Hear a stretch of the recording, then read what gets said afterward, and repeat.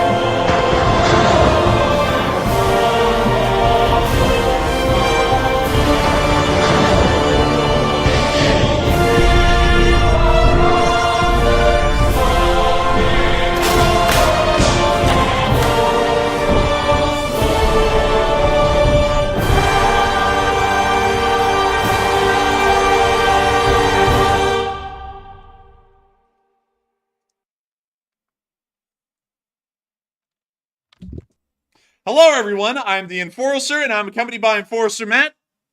And good evening, folks. It's Enforcer Matt, and welcome back to day 876 of the news. And it's good to see you all once again. And we're hearing of a Crimean base attack and also a big explosion in Tel Aviv in Israel. And it's good to see you all once again. And of course, we're going to be covering the past 48 hours of the news of the war in Ukraine. And we're also going to be covering some very breaking news that just unfolded moments before we went live inside the area of Tel Aviv in Israel, as a massive explosion has ended up rocking the city center. And it's understood to have been a large drone that was fired from the area of Southern Lebanon and ended up attempting to attack and destroy the U.S. Embassy inside of the city of Tel Aviv. We have absolutely massive loads of news tonight from really every single part of the world, not just in Ukraine, but also within the area of the Middle East and even within East Asia as well, as very concerning news has come out of a Russian-Chinese joint naval or joint fleet development in the area. And I gotta say, Matthew, the heat is hot, Matthew. I mean, the news is absolutely cooking, and also I think our AC is, so someone might want to check on that and turn it down a little bit. We are burning up in the news, and we're burning up with the AC. I'm telling you what. I don't know if that's just me, or is it really hot down here, because it feels like it's boiling. It might be slightly hot, but I'll check in a second. Well, yeah, you know I have absolutely no vents in my room, so if it's warm down here, it is boiling hot in here. But nevertheless, it is time for us to get into the major breaking news. And we are actually going to be going to the major breaking news, not in Ukraine first, but considering that this is a breaking news development and just happened while we were pretty much getting ready for this stream, we are going to be moving on down into the area of Tel Aviv, as we have gotten breaking news that a major explosion has occurred within the central area of the city, and it appears to have been from foreign intervention or foreign influence that this explosion has happened. We were able to see the smoke rising off of the city right here from the explosion. This was one of the first bits of news and information that we got to see. You can actually see the rising smoke cloud right here, and you can also see it from a second angle right there as well. This appears to be within the central area of the city of Tel Aviv, and it once again is giving us a very concerning sign that something very unfortunate has happened. According to additional information that we have, we were able to also hear of the explosion that occurred within the city of Tel Aviv. Let me see, I believe it was right here, and this is the sound of the explosion that occurred. Interestingly enough, we haven't really gotten a lot of video evidence of the actual explosion yet. We did get this audio clip, and we did get a picture of the aftermath and the mushroom cloud caused by the explosion, but we do not have an actual video of the explosion yet. But here's the clip letting y'all hear the sound of the explosion. סתם הוא בא לעשות פוזה, אחי, זה לא שעה שלוקחים כסף, אני 2 דקות. יו, מה זה הבום הזה, אחי? And that's the end of the clip right there, but once again giving us an idea that once again a massive explosion has happened within the area of Tel Aviv. According to eyewitness reports, the eyewitnesses in the city of Tel Aviv claimed that they saw something that looked like a plane or a large gray drone in the sky before the explosion in Tel Aviv, and they said that it had to have been the size of at least a small car that ended up colliding with this building and exploding within the area of central Tel Aviv. We were also able to get a small bit of footage from the scene as aftermath of the explosion began to occur. We got to see that Israeli first responders were immediately on the site, and we were also able to see that extensive damage has been caused to the building that was hit. We can see that right here.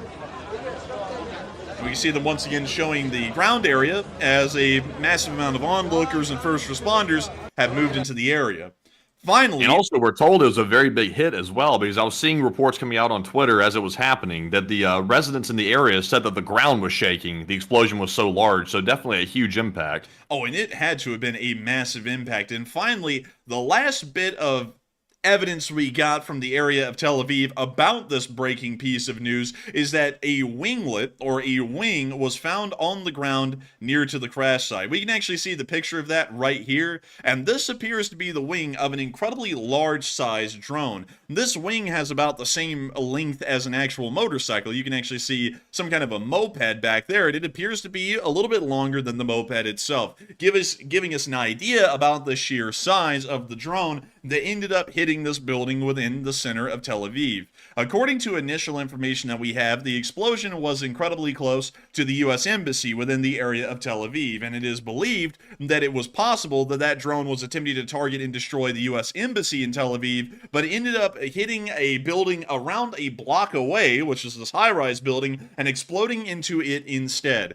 Currently, a lot of information is not known about this strike, and a lot of it will be nothing more than hearsay or interjection, because we just don't know enough about what this drone's purpose was and why it ended up hitting Tel Aviv, or how it even made it into Tel Aviv to be able to hit a target at this moment. One thing has been very clear, though. It already seems as though that this drone was launched from the area of Southern Lebanon, most likely by Hezbollah forces, as they continue to try and conduct a campaign of terror against the state of Israel in their attempt to try and achieve some sort of aims, largely of one, trying to get control of Hezbollah in Israel, and two, there's some that we can't even bring up on YouTube, which is why I was really floundering around right there and trying to figure out the wordage. But according to what we have, Israeli sources now believe that a drone, possibly launched by Hezbollah in southern Lebanon, caused the explosion in the Ben Yehuda area of Tel Aviv, with reports of damage to several nearby residential buildings.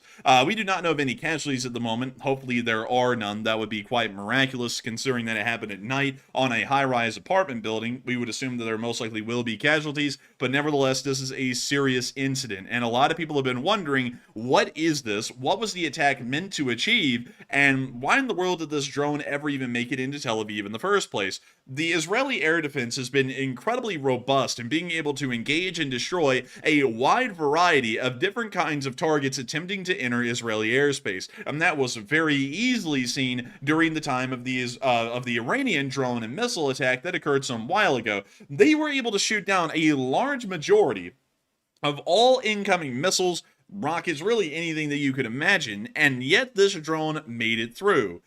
And it made it through and got wildly close to the U.S. Embassy as well. And a lot of people have been wondering, what is this drone's purpose? Was this supposed to be an attack by an Iranian proxy on a United States institution or an installation within the area of Israel, or was this supposed to be something else instead? And a lot of people believe that this was very likely a target against the United States of America and their embassy within the area of Israel. Others are saying that they need more intel to know, and they're not exactly sure, because once again, this is such a fresh occurrence, a major one at that there isn't really a lot known about it, and we truly just do need a lot more information. At the exact same time, others are saying that it appears to have been a routine attack, and some others are saying that they're a little bit unsure and undecided. But loads of people have been throwing in their comments and their inputs, and it seems as though a lot of people are along one line of thinking at the moment about what this attack was supposed to do. And Matthew, what were people thinking, and what were you thinking about it as well? All right, so after getting the very shocking news that a major drone explosion occurred right in the middle of Tel Aviv, allegedly targeting the U.S. Embassy, it raises a very big question. Could this be Iran targeting the United States? It looks like 60% said yes, it could very likely be targeting the United States, while 27% said I need more intel to know, and 7% said no, it's simply a routine attack. Now, on this one, I would have to say that it's a little bit odd that this drone was able to get through the Iron Dome and all the air defense systems to make its way inside of Israel. So that raises some alarm bells to me. So I'm really honestly at a bit of a loss to how to speculate to this, because not knowing how it got through those defenses, which are very robust, is a little bit suspect to me. So I'm not claiming there's a conspiracy theory or anything like that happening, but I would like to know more details before I make an assumption on it. Before we simply say, oh, it's Iran or it's the proxy group or whatever. There's simply not enough intel to know at the moment, because it literally just happened, I think, 50 minutes before we went live right now. So very new news indeed. So I'm with the 26%. But Enforcer, what say you? And I would have to say, from what we know, we don't really know a lot of information about this. Now, I'm seeing a lot of people in the chat saying that the U.S. Embassy had moved several years ago due to inaction by the United States from Tel Aviv to Jerusalem, and that is true. But there is I believe it's some sort of a satellite office or something along those lines that I think is still set up and operating within the old embassy building in Tel Aviv, if I'm correct. Someone can correct me on that if I'm wrong, but from the information that we got, it landed incredibly close to that satellite office, or to one of the satellites of the U.S. Embassy. Once again, showing that it's possible that that attack was meant to hit that building, considering that it was so close to the area where the explosion occurred. It could just be an act of terror as well, once again against the Israeli population, which is wildly common at this point, but we don't really know a lot about this attack, to be entirely honest. I would like to have more information at this moment to try and be able to figure out what this was and what was going on, because we really don't know. I mean, that's the honest truth. It's so early on. There's not really a lot to extrapolate out of this. It could be a wide variety of things that has happened. For example, this could just be a standard Hezbollah attack, and they were trying to figure out a new way to be able to conduct attacks while evading Israeli air defense, and this was the first of its kind. There is also a wide variety of other possibilities as well that could have happened, but we just simply do not know. But nevertheless, I am seeing one new theory right here. I saw N. Hansen say this in the live chat. They said, might the drone have been launched from within the city of Tel Aviv itself? I mean, it's possible. Honestly, that sounds unlikely to me. But that would also raise the question, how did a drone get within Tel Aviv? And also, Tel Aviv does have its own air defenses. Not just the borders of Israel have defenses, but also the city itself does also. So that would make you wonder, how come, even if it was launched near the city or within the city, how come it wasn't shot down anyway? That wouldn't make much sense to me either. So right now, it's a bit confusing. I think the best speculation, if I had to lean towards something, would be that maybe they developed some type of new drone or tactic or technique to fly under the radar and make it through without being detected by air defenses. But even at that, it's like, does Hezbollah or the proxies really have that technology? And I really have doubts about that. But Enforcer, what say you? I would have to say that I would believe it's possible that it could be some sort of an attack. While you were talking, though, I can't really comment too much on what you're saying, because I was trying to pull up something, because there are many people in the chat going, excuse me. There is a branch office of the United States Embassy in Tel Aviv. It still operates, like I was saying, out of the old U.S. Embassy that was in Tel Aviv, because, of course, let me explain why we knew that this embassy would still be operational. The U.S. bureaucracy is an incredibly large and complex organism, for the large part, made up of multiple different offices and agencies that get different levels of funding. And U.S. embassies and U.S. embassy offices aren't just going to be given up as free real estate in the future just because they moved the embassy from Tel Aviv to Jerusalem. So there is still an operational branch office here in Tel Aviv, and I can drop y'all down on the street and actually show it to y'all. Oddly enough, it's literally right on the beach. Which is a pretty prime real estate location, but there you go. There is the seal of the United States. The U.S. flag is still flying over the building. It is, at this point, it's still an operational branch office of the United States Embassy that is operating within Israel. And that is where the attack occurred. I do not know the building that is operating as the U.S. Embassy within Jerusalem at the moment, but there is still an operational branch office within the area of Tel Aviv. And so just wanted to put that out there, just because a lot of people were saying that there was no embassy and the embassy had moved. I would also like y'all to know that U.S. embassies aren't literally just a one-stop shop in every country where there's just one embassy. Usually there are different consulates or branch offices in multiple different areas. For example, the United States, I believe, has a main embassy inside of London in the United Kingdom, but then we have several branch offices or consulates in other major cities throughout the United Kingdom. We also have the same in pretty much every single country around the world, and I believe we also have that within the People's Republic of China as well, just to give a couple of examples there. But that's largely how U.S. embassies work, so we did have a fairly good understanding going into this, and of course I had to make sure to clear that up right here, since a lot of people seem to believe that there's only one building that can operate as a U.S. Diplomatic envoy to Israel, that there are multiple offices, and it appears that the branch office within Tel Aviv set up shop in the former main embassy building. But with that, I would still have to say that this news is quite severe, and there are several things that we can get out of it going into the future.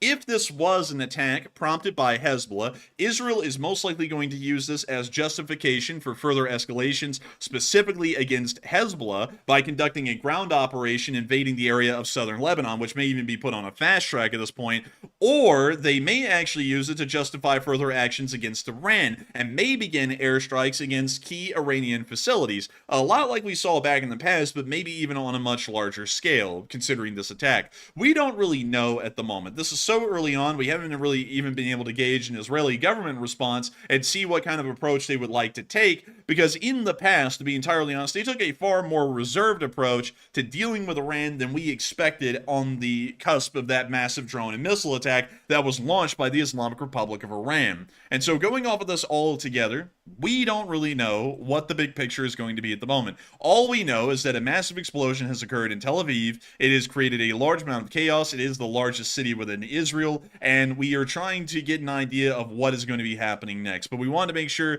to keep you all up to date and up to speed with the major developments happening within Israel, as this most likely will become a major ordeal moving on into the future. But a lot of people have been talking about the Islamic Republic of Iran, as the Islamic Republic of Iran is one of the countries that has had one of the most dangerous governments within the region, is really the major destabilizing power within the area at the moment. And a lot of people have been talking about the removal of the Iranian government and it being replaced with a more favorable one to Western interests, or just a generally more amicable one in general. But we would be talking about a small fry here at this moment, talking specifically about Iran, because many of y'all may have heard a rumor that's been circling around that has really started to captivate the public's attention, especially with a country that is far larger and far more dangerous really to the Western sphere than that of simply Iran, and that is the People's Republic of China.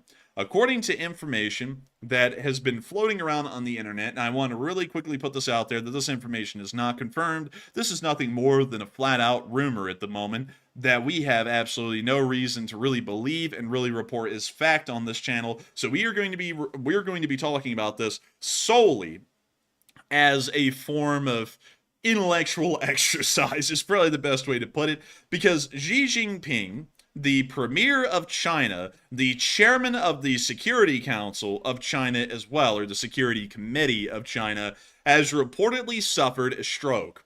We do not know if that information is true, and I want to beat everyone over the head with that, because I'm not going to be one of those people who tells you, oh, God, he had a stroke, and then he comes out perfectly fine in like 2 weeks, and then it was a complete lie. So we're not going to go down that route until we have this absolutely confirmed, but it does sound as though there has been a rumor circling around that Xi Jinping may have had some sort of a stroke, and may be incapacitated in his governmental duties, or maybe minorly incapacitated, but will be able to return to the position of the premier or the chairman of the People's Republic of China. A lot of people have been talking about this really all over the internet today, and yesterday, as the news came out about 24 to 36 hours ago, but loads of people have been weighing in what in the world has happened to Xi Jinping, and if something has happened to them, would a regime change within the People's Republic of China be a desirable outcome off of the cusp of this possible major breaking news that is occurring in the background? And Matthew, a lot of people have been talking about this. I mean, a load of people, like almost 1,000 of them, and a lot of people have been saying that a regime change would be incredibly good in China, but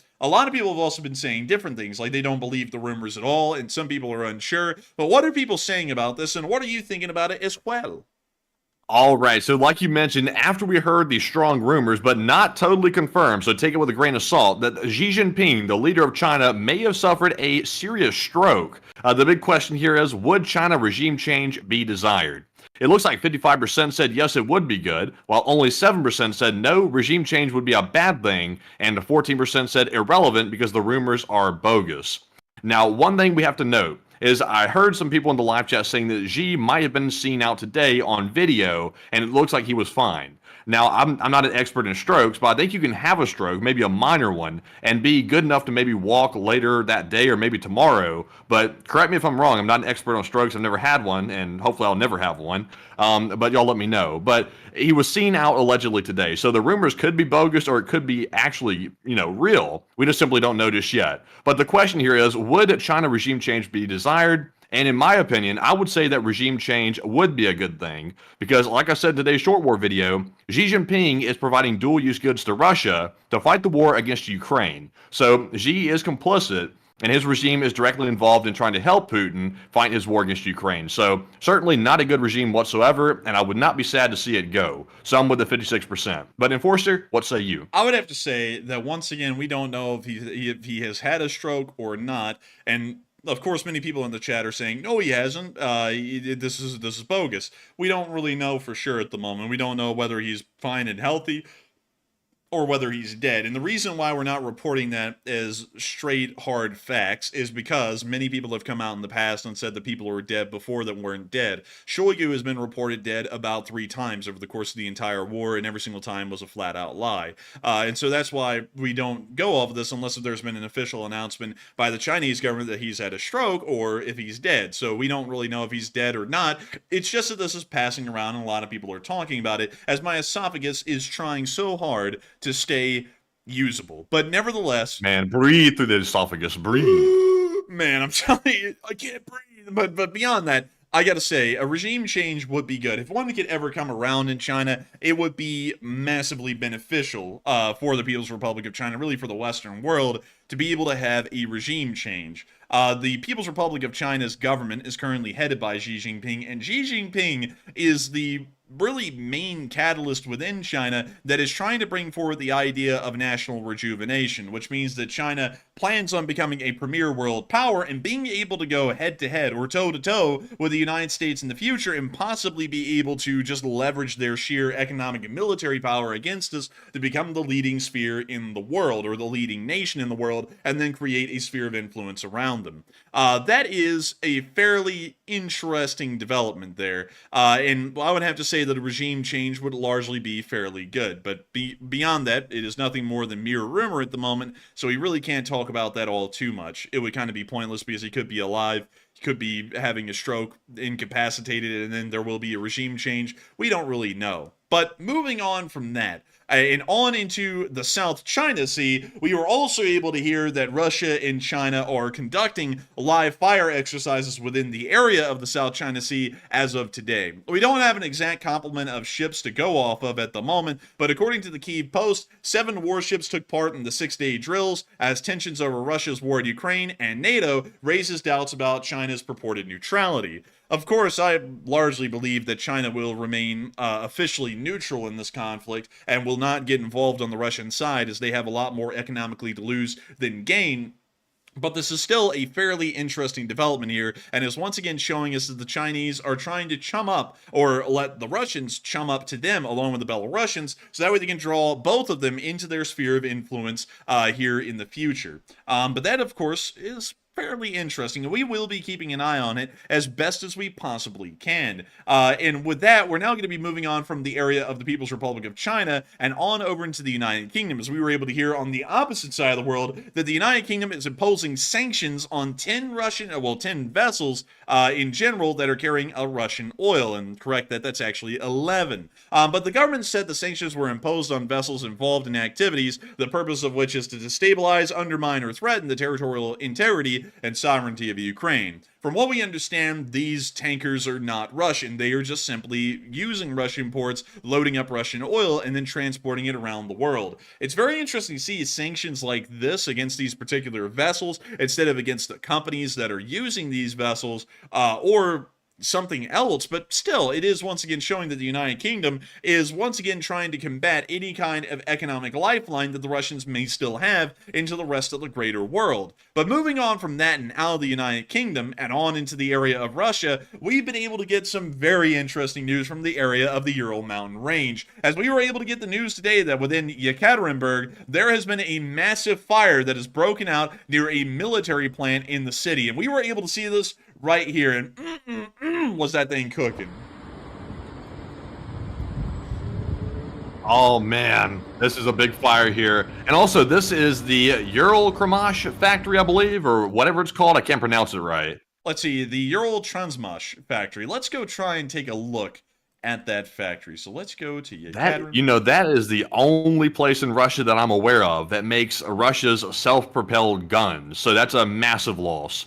It is. It sounds as though it would be an incredibly massive loss. Let's see.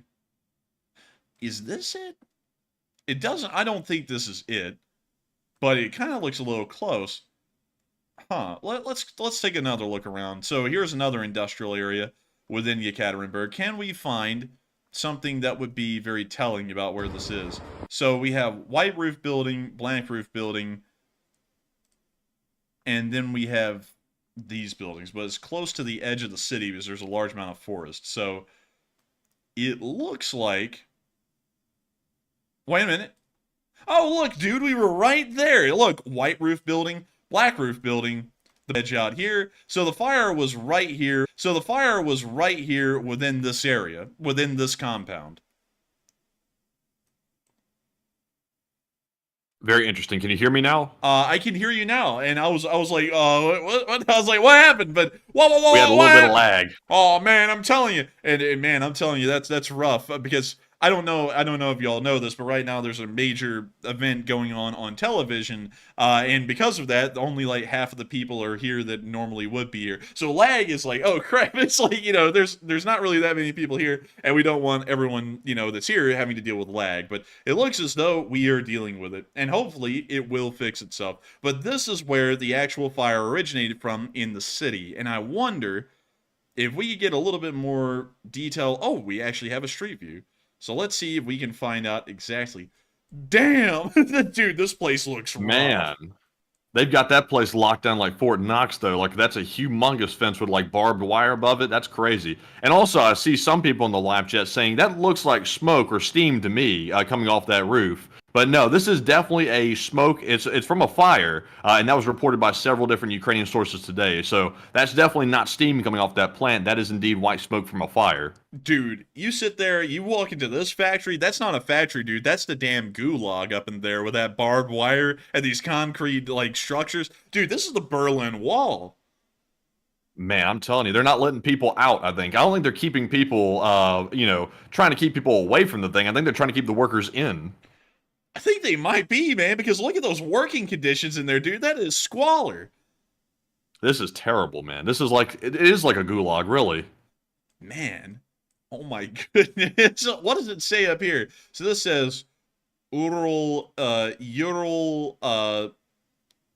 Provmaj. So this is like the Ural factory or something like that. And then it says Osnoban 1817. Huh. I'm not thinking that they they were trucks they made over their lifetime at this place. Like, did you see the back parking lot? Like the satellite footage of the back parking lot of this place, like today from the fire? No, I didn't. They literally had like 5 like peons. They had 5, I think, Mista S's in the back. Like very few actual finished pieces of equipment in the back. There might be some of them, maybe right there. I think. Possibly so, but they're not making too many of these pieces of equipment here. Like their output seems to be pretty low, and now it's going to be even lower after today's fire. Dude, I wouldn't trust these people to make an artillery piece because I think with the way this company looks, I think the CEO is out there like stripping the copper off of like the computer systems to go sell them for bottles of vodka. I think this company is in a little bit of a rough space at the moment. I wouldn't deal with these people. I mean, yikes. Like, this is rough. And then we got coffee and Savoy. I don't... Wait a minute. Wait a minute. Do you see that at the bottom, Matthew, of that poster right there? Dude, look at this. It says, volume, U2 coffee, money taste. Oh, yeah, man. You got to love that coffee with that money taste, you know? You always want that green in your flavor. Dude, you sit there and go, it's time for a nice coffee.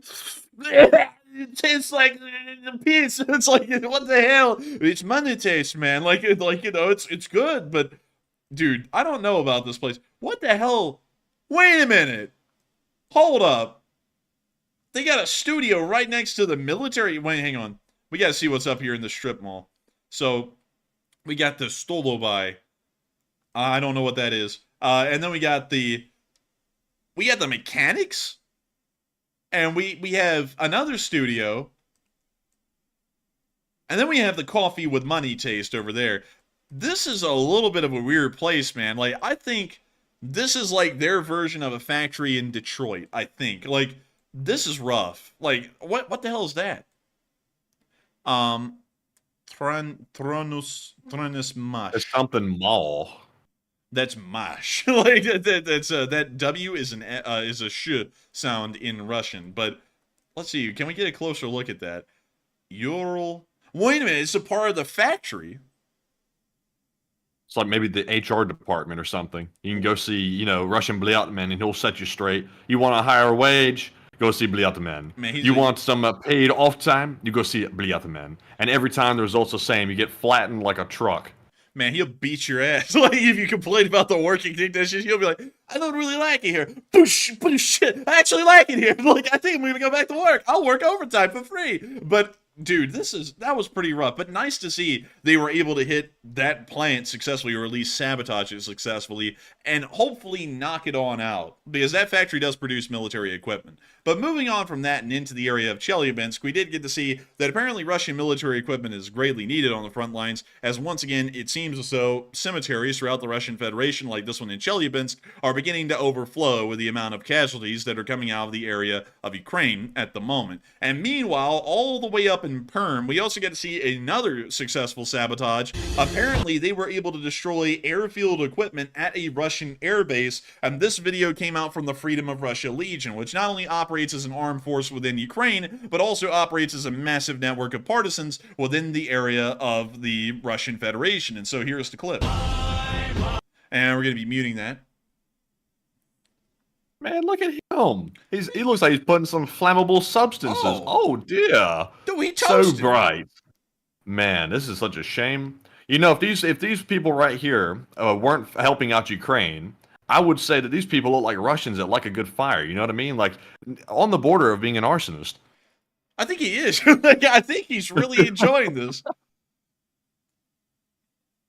Man, it's always a conflicted thing whenever the Russians see their equipment set on fire like this, because they could let it burn, and just lovely. They love to see stuff burn. Like, it really just like warms their heart. Like, they just go crazy over it, like losing their minds. Or they could put it out and save their skins. But it's always a tough choice for the Russians. Man, it's the toughest of choices for the man. They're like, they could either watch what they love or put it out. And they're like, it's beauty. It's so hard to kill. But, anyways, that's the end of that clip. Really nice to see. Love to see it. And great to know that they were able to sabotage some military equipment. We always love to see it. But moving on from that and on into some major breaking news out of the area of Crimea, we got to see something today that I actually could not believe. I actually had to geolocate this and double geolocate this to make sure that we had the correct information here. Within the area of Crimea lies several lakes that are actually right along the shoreline of the Crimean Peninsula. This one is called the Sussex-Svush Lake. This one is filled with piss. I don't know what this is, but it's piss-colored, and it's a lake that is right along the area of western Crimea.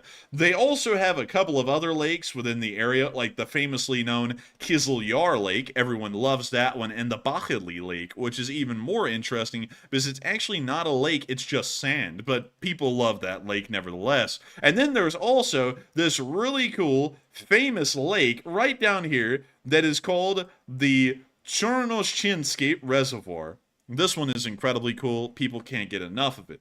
But there is one lake that is incredibly interesting up here called Lake Donoslav. And Lake Donoslav is incredibly interesting because this lake, if you want to call it that kind of, actually connects to the sea, the Black Sea. And you can see the little entryway right here. It's a little bit shallow, but it is deep enough that a old Russian airbase, well, old Soviet airbase used to operate right here, and also the Russian Coast Guard has been using this as an anchorage for their vessels, so that way they are safe from Ukrainian drone attack.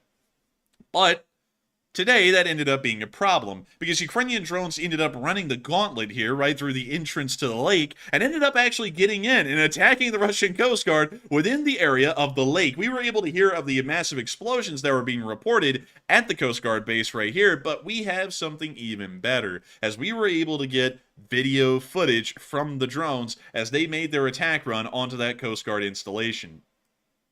And here's the clip. We can see them exploding onto the Coast Guard installation inside of the lake, mind you. Oh my, quite terrible indeed. Oh my. Boosh! Also, just a fun fact, by the way, seeing this clip right here, there's actually footage of the Russians firing at this thing. I think I've seen it on Twitter today. I don't know where it went or if I like retweeted it, but you could actually see the Russians like failing to fire at the thing, and you see the result of the fire right there from the footage from the drone boat.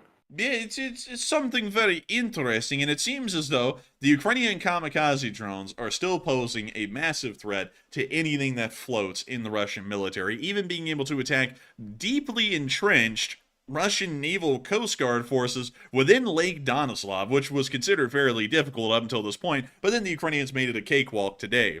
Moving on from that up at Lake Donoslav, all the way down at Sevastopol, we can see that the Russians are taking anti-drone warfare very seriously at this point, and pretty much an endless wave of helicopter patrols near the port city of Sevastopol are being conducted to try and find and destroy any Ukrainian drones that are attempting to run the gauntlet down there and get within the area of the port. And we were able to see that the Russians ended up conducting a defensive effort for the port today against Ukrainian kamikaze drones that were also attempting to attack Sevastopol, and from what we understand, they were successful. Doesn't really matter if they were successful or unsuccessful. Not really, because even if the Ukrainians made it through, there's nothing really left to attack in Sevastopol that is that important, but it was still interesting to see, and so here's the clip.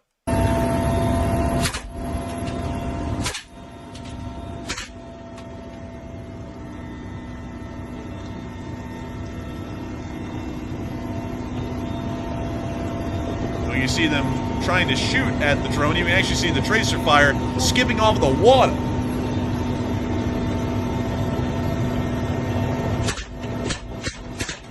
We see them firing again. It looks like they may have just hit the drone.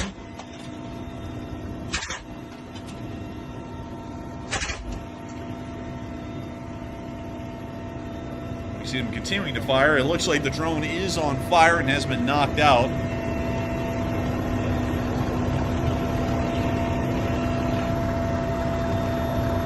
We now see them filming it as it's turning into a roaring inferno out there at sea.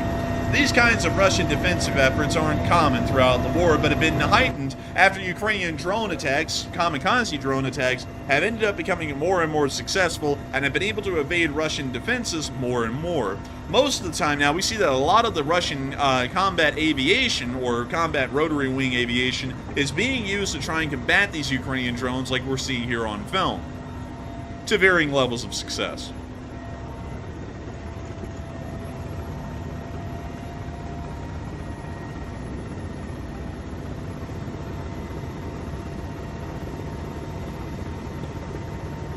And we see the drone down there in the water burning as the helicopter continues to circle around. Also, what is this helicopter? Is this a Hind or something? From what I can tell, it looks like an Mi-17, which is a modification of the Mi-8 transportation helicopter. Interesting. And we see the drone continuing to burn. The helicopter is still orbiting the drone.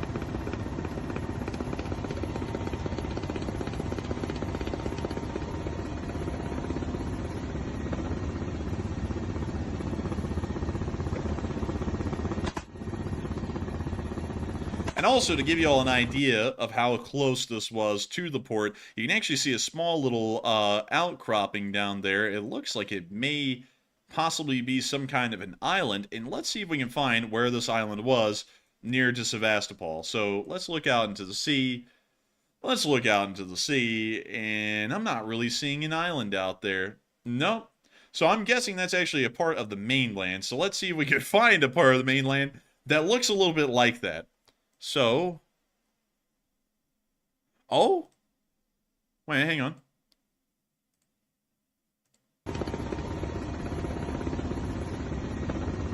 Okay, so hold up.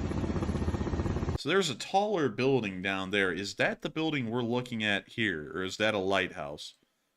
That is a lighthouse. That's actually kind of a pretty okay looking lighthouse, but that is not what we're looking for. We're looking for like a tall granary-like structure near to the sea, and I'm guessing that that's probably on to the northern side of the port, because we're starting to get fairly deep in there now, but let's make sure to check. Yep, and I'm not seeing anything down here. And also, by the way, here's the Greek city ruins from the area around Sevastopol, which was the first actual settlement of the area before the Russians settled the area in the 1800s. But let me move up here to the north. We've got to be able to find some kind of a granary building or something like that. There's got to be one around here somewhere. It's on a little outcropping, so let's look for an outcropping again. I can't find it. Like, I literally cannot find this thing. So, it is around Sevastopol, but we really can't geolocate exactly where the helicopter was flying. But getting back to the clip.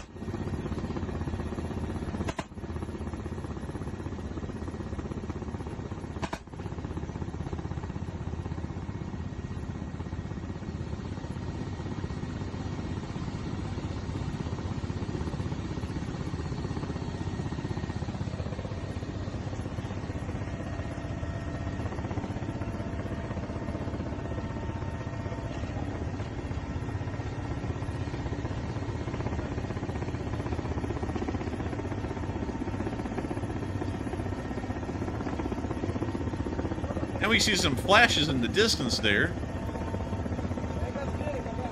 I don't know what those are.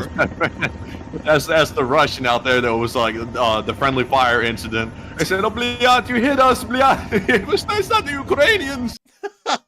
Dude, they said, "Oh, helicopter, open fire!" And they started shooting at the helicopter. Just kidding. They didn't do that at the end of the clip, but still, really interesting to I'm see. just saying this. That looks all nice and dandy and everything. The Russians are putting on their propaganda like usual, showing themselves shooting in glory at the drone boats there. But in reality, that didn't help them very much because their entire like sea base got destroyed today, and maybe some ships along with it. So wasn't that good? It was great. It was great. And also, I like how they show the defense of Sevastopol, which is practically empty at this point. So it's like, what's the point of really protecting Sevastopol from attack? It's not like anything's there at this point that's strategically valuable. It's like, why protect it? But they do. I guess they do it just because, you know, the commanders are still trying to catch up to whatever they've done now. But still, a little bit interesting to note. But moving on from that, we also got to hear that Zelensky apparently wants the Black Sea to turn into a NATO sea, as Ukraine has decided to open the Black Sea to the permanent presence of NATO ships, according to Nexta. President Zelensky has approved the country's maritime security strategy, which provides for cooperation with NATO and the permanent presence of the alliance's ships in the Black Sea. The decree was published on the website of the head of state. Now, this does sound great and all, but the thing is that Ukraine doesn't really have a monopoly on the Black Sea. It is divided up against multiple countries, including Turkey, Bulgaria, Romania, Ukraine, Russia, and Georgia, even before the war in Ukraine. So it's not really like Ukraine has the unilateral authority to open up the entire Black Sea and all of the waters of every country in the Black Sea to NATO ships. But interestingly enough, pretty much most of the Black Sea is NATO already because the Turkish, Bulgarian, and Romanian naval forces are all members of NATO. And so they largely control a majority of the Black Sea. It's just the areas under Georgian, Russian, and Ukrainian control that NATO is not in at the moment. But still, really interesting to hear that they're once again wanting to get a heavier NATO presence within the Black Sea. And I'm sure that Russia is probably a little bit scared about that. I'm not even kidding. But moving on from that, we also got to hear of some explosions happening in the city of Kursk. Oh, well, Damn, son, he exploded my eardrums. Check it out. Oh, and that dog's going, like that dog left. Man, that canine didn't have that dog. Man, I don't think so. Watch that dog. That thing's gone. That thing wasn't even running. It was doing like that quick trot or whatever it's called. But still, really interesting to see. We don't know what the explosion was in Kursk. We're going to be trying to get more information on that. But, of course, the war goes on. And it appears the Ukrainian attacks are still trying to target and destroy Russian infrastructure, military infrastructure, behind the lines. With that, it is time for us to start moving on into the actual Ukraine war news itself on what's going on around the front lines and what the Ukrainians are doing, along with a whole bunch of other things that have been going on. But one thing I would like to point out is that there's been an interesting statement from the Institute for the Study of War, ISW, and the analysts are saying that Russia is preparing for a 10-year-long Ukraine war. And that is a little bit bizarre. Even if they could keep it going a little bit longer than my timetable, which is possible, 10 years is a pretty big stretch to many. And a lot of people have been wondering, is the Institute for the Study of War correct, or is the Russians really correct on believing that they could even last an entire 10 years at this level of conflict? And a lot of people are not having a lot of faith in the Russian Federation, to be entirely honest. And so, Matthew, what are people thinking about this idea of the Russians keeping the war going for 10 straight years? Do they think that is impossible? Do they think that's possible? What are they thinking about it, and what are you thinking about it as well? All right, so after we heard the analysts say today that Russia seems to be preparing for a 10-year-long Ukraine war, the question here is Russia capable of such a prolonged war? 56% said no, Russia simply cannot keep up with such a war for many reasons, and 21% said yes, Russia is actually ready for such a long war, and 19% said maybe, but probably pretty unlikely. And if y'all heard the short war video earlier today, I'm about to repeat some of the same points, so y'all already know what I think if you heard the video earlier today. But if you haven't heard it, I would say that Russia definitely cannot keep up with another 10 years of the Ukraine war for many reasons. First off, they cannot keep up with the troop losses that they're taking, and they can't keep up with replacing all the lost equipment on the front lines.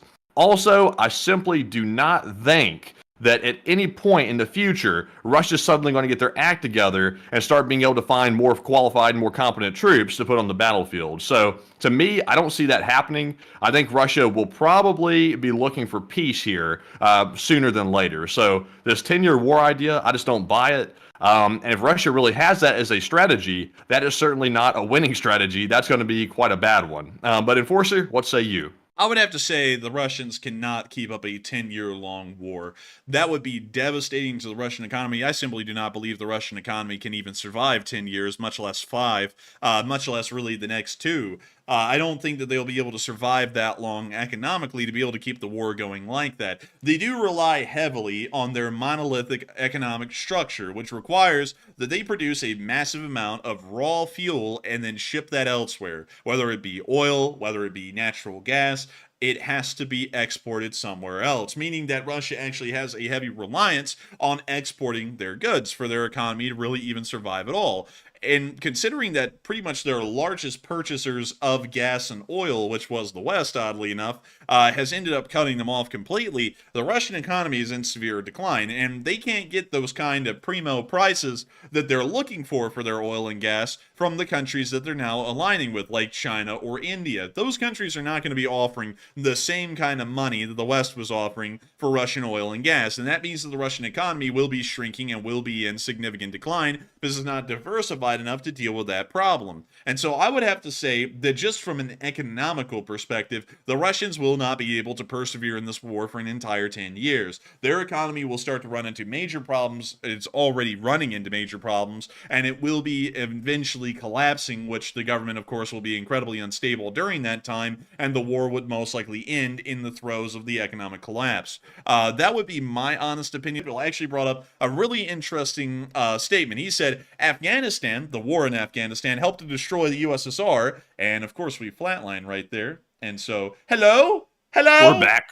I don't know what's going on with that tonight. But anyways, WB Stable said, Afghanistan helped destroy the USSR in 10 years, and Russia ain't the USSR. And that's true. The war in Afghanistan actually destroyed the Soviet Union economically, and also culturally, and as far as their morale was concerned, completely racked it. I mean, it was gone by the end of the the war in Afghanistan, about 10 years after it began. It was a big part of why the Soviet Union did collapse. And a lot of people are probably wondering, wait, aren't you talking about America in Afghanistan? Oh, no. The Soviet Union was actually there before we were there. To give you all a little bit of an idea of why we went there, in 1979, because of the creation of the Islamic Republic of Iran at that exact same time, and the flowing of radical Islamic ideals throughout the Middle East, which was a very big and pressing concern at the time, especially for the Soviet Union. The Soviets were scared that the majority Islamic peoples of the southern Soviet Union within the republics of Uzbekistan, Turkmenistan, Tajikistan, Kyrgyzstan, and Kazakhstan were going to begin uprisings against the central Soviet government, against the republics they lived in, and break away from the Soviet Union, creating massive problems internally within Russia. And so what they thought is we need to start combating this and beating it at our doorstep instead of allowing those ideas inside the Soviet Soviet Union. And so what they decided was to invade Afghanistan. And at the time, Afghanistan was not a Islamic republic like it is today, like where the Taliban is in charge. It was actually a socialist republic, which is a very interesting thing, and that's something that a lot of people also don't know about the Middle East as well, is that most countries in the Middle East during the Cold War ended up picking a hybrid American-Soviet route, where most of them ended up moving on into a somewhat socialist vein, but never went fully communist, and they never went fully capitalist either. It was kind of the middle ground in between the two, as the Islamic world was trying to find their way forward after the collapse of the Islamic Caliphate, which was destroyed by order of Ataturk at the end of the Ottoman Empire. But beyond that, this is like a whole crash course summary of why this happened and why we went there. The Soviet Union was scared about Afghanistan falling and turning into a radical Islamic republic just like Iran. And so what they decided to do is that they decided to just invade Afghanistan. And so they did. They landed a couple of commercial airliners in Kabul, the capital of Afghanistan, and ended up killing Hafizullah Amin, who was the leader of the state of Afghanistan at the time, and installed a Soviet puppet government that would then administer and run the country for the next 10 years. But Soviet grip over Afghanistan was incredibly bad, and their strategy, of course, was abysmal. And the commanders never really learned to adapt or overcome the kind of issues that they were dealing. And so over the course of 10 years, the Soviet Union took fairly high casualties in the war, and it was actually insane. Y'all wouldn't believe the number. It was a whopping 10,000 dead over 10 years, meaning that about 1,000 Soviet soldiers died every single year. Which is pretty funny because 1,000 Russians end up dying about every 2 days in Ukraine right now, and that's not really considered that big of a deal by the modern Russian government, but it was considered a big deal for the Soviet public back in the day when Afghanistan went on. And it became a massive economic drag on the Soviet Union, which they really could not support at the time because they were already suffering stagnation and decline. And then, because of that, the Soviets withdrew. When they withdrew, they created a power vacuum. The radical Islamic forces that they were scared of at the beginning actually ended up taking over the country, and in the end, the Mujahideen ended up splitting off into a couple of different factions. One of them called the Taliban. A little civil war ensued. The Taliban ended up winning. They ended up being a very pro-extremist Islamic force, and that is why, after 9/11, Osama bin Laden then fled to, I believe it was Afghanistan. But once the United States started to invade Afghanistan, he then fled across the border into Pakistan, pretty much into general protection, because there was no way to really deal with Osama bin Laden when he was inside of Pakistan, because Pakistan was still somewhat aligned to the United States at the time, although they were in a really weird spot. But nevertheless, that's why we invaded Afghanistan. That's why the Soviets invaded Afghanistan. And that was a big thing as to why the Soviets collapsed economically. And I believe that the war in Ukraine is going to end up serving the exact same purpose that the war in Afghanistan did for the Soviet Union. It probably will end up leading to an economic collapse within the Russian Federation, much like that one did. And I'm sure that there will be a whole bunch of crap that comes as a result of that. There always is. But with that, I hope that does address that fairly well. And Also, real quick, can you hear me, Enforcer? I think there's some lag happening. Maybe a little bit, but I hear that you have breaking news. Well, real quick, before we get to the breaking news, I was going to add to the poll real quick here. Speaking of the 10-year-long war that Russia's saying that they're getting ready to fight, one thing I did notice with that nobody else seems to have picked up on just yet, that if Russia truly believes that they need to prepare for a decades-long war with Ukraine, we all know that without U.S. aid to Ukraine, Ukraine probably will not be able to keep up the fight against Russia. That's pretty much well known amongst the public at this point. But if Russia is indeed preparing for this decades-long war, that means Putin believes that Ukraine aid will keep flowing to that country no matter what happens in the political future. So I just wanted to point that out as well. That's something that some people missed today, sort of buried within that headline, was that fact as well. So very interesting to see that Russia is not preparing to end the war decisively, within a year or two, like some people might have predicted. It looks like it could be going on for quite some time. I just want to add that to it. But Enforcer, what do you think?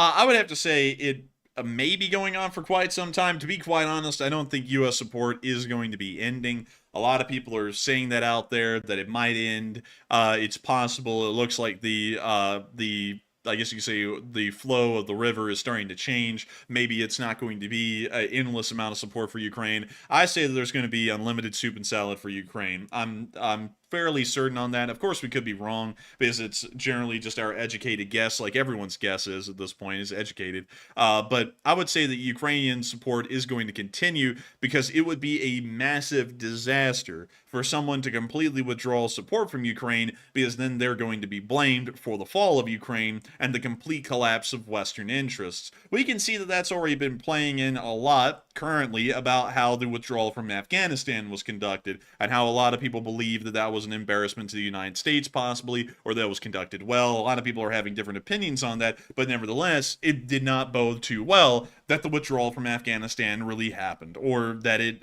ended up going fairly horror show really quickly, as far as the actual withdrawal when the chaos that was happening within the city of Kabul, which was the capital of Afghanistan. The same thing would probably happen in Ukraine, and for that reason, pretty much everyone's hands are tied. They will end up supporting Ukraine. I don't really think it will change all too much, especially considering that anyone who would let Ukraine fall would look like they really didn't have the best interests in mind for America, the West as a whole, and were willing to let America be weak in the face of our adversaries. So with that, I hope that does address that fairly well, at least in my opinion, because I think that that would be a fairly good assumption to make on that at the moment. But with that, I hope that does address that the best we can. And with that, it is time for us to move on into the next little bit of the stream, which is where we get to take a couple of questions. And so, Matthew, what do we got? All right, so before we jump into our question segment, we do have some very big breaking news that just came out while we were talking just a moment ago. We are learning more details about that explosion of a drone in the center of Israel. So we just learned that a Houthi spokesman says that a future press conference they plan on holding here in the coming hours will be about the operation that targeted Tel Aviv, indicating that the Houthis are taking responsibility for that attack. And we're being told by Israeli Channel 12 that the U.S. Army is now claiming they just intercepted 4 more drones en route to Israel. So now the U.S. Army is also involved as well. And we're told that this is allegedly, take this part with a grain of salt, that the targeted destination of the drone strikes was the U.S. Embassy inside of Tel Aviv. So that is a huge deal, by the way. Without having to say that out loud, that's obviously a huge deal, because it sounds like the Iranian proxies are starting to target U.S. embassies now inside of Israel, if that is indeed the case. But now we're hearing that drones are being intercepted, and it appears to be getting a little bit escalated over there right now, and it looks like more information is coming out as we speak, but I'll try to keep up with it, but it looks like things might be popping off. But, Enforcer, what say you? I would say that's a very concerning development, and you're saying that it was the Yemeni Houthis? They're saying that it was the Houthis. They're saying the Houthi spokesman says that the important statement is coming in the coming hours, will detail an operation that targeted Tel Aviv.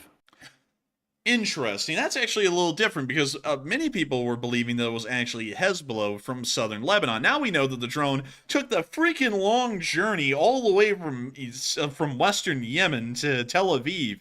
How far is that? So let's see here. So it was close to the U.S. Embassy branch office, which is somewhere around here. So we are going to put that right there. So that was a distance that this drone supposedly flew, if it was launched from Houthi-controlled territory, of 1,200 miles. I'm finding that a little hard to believe.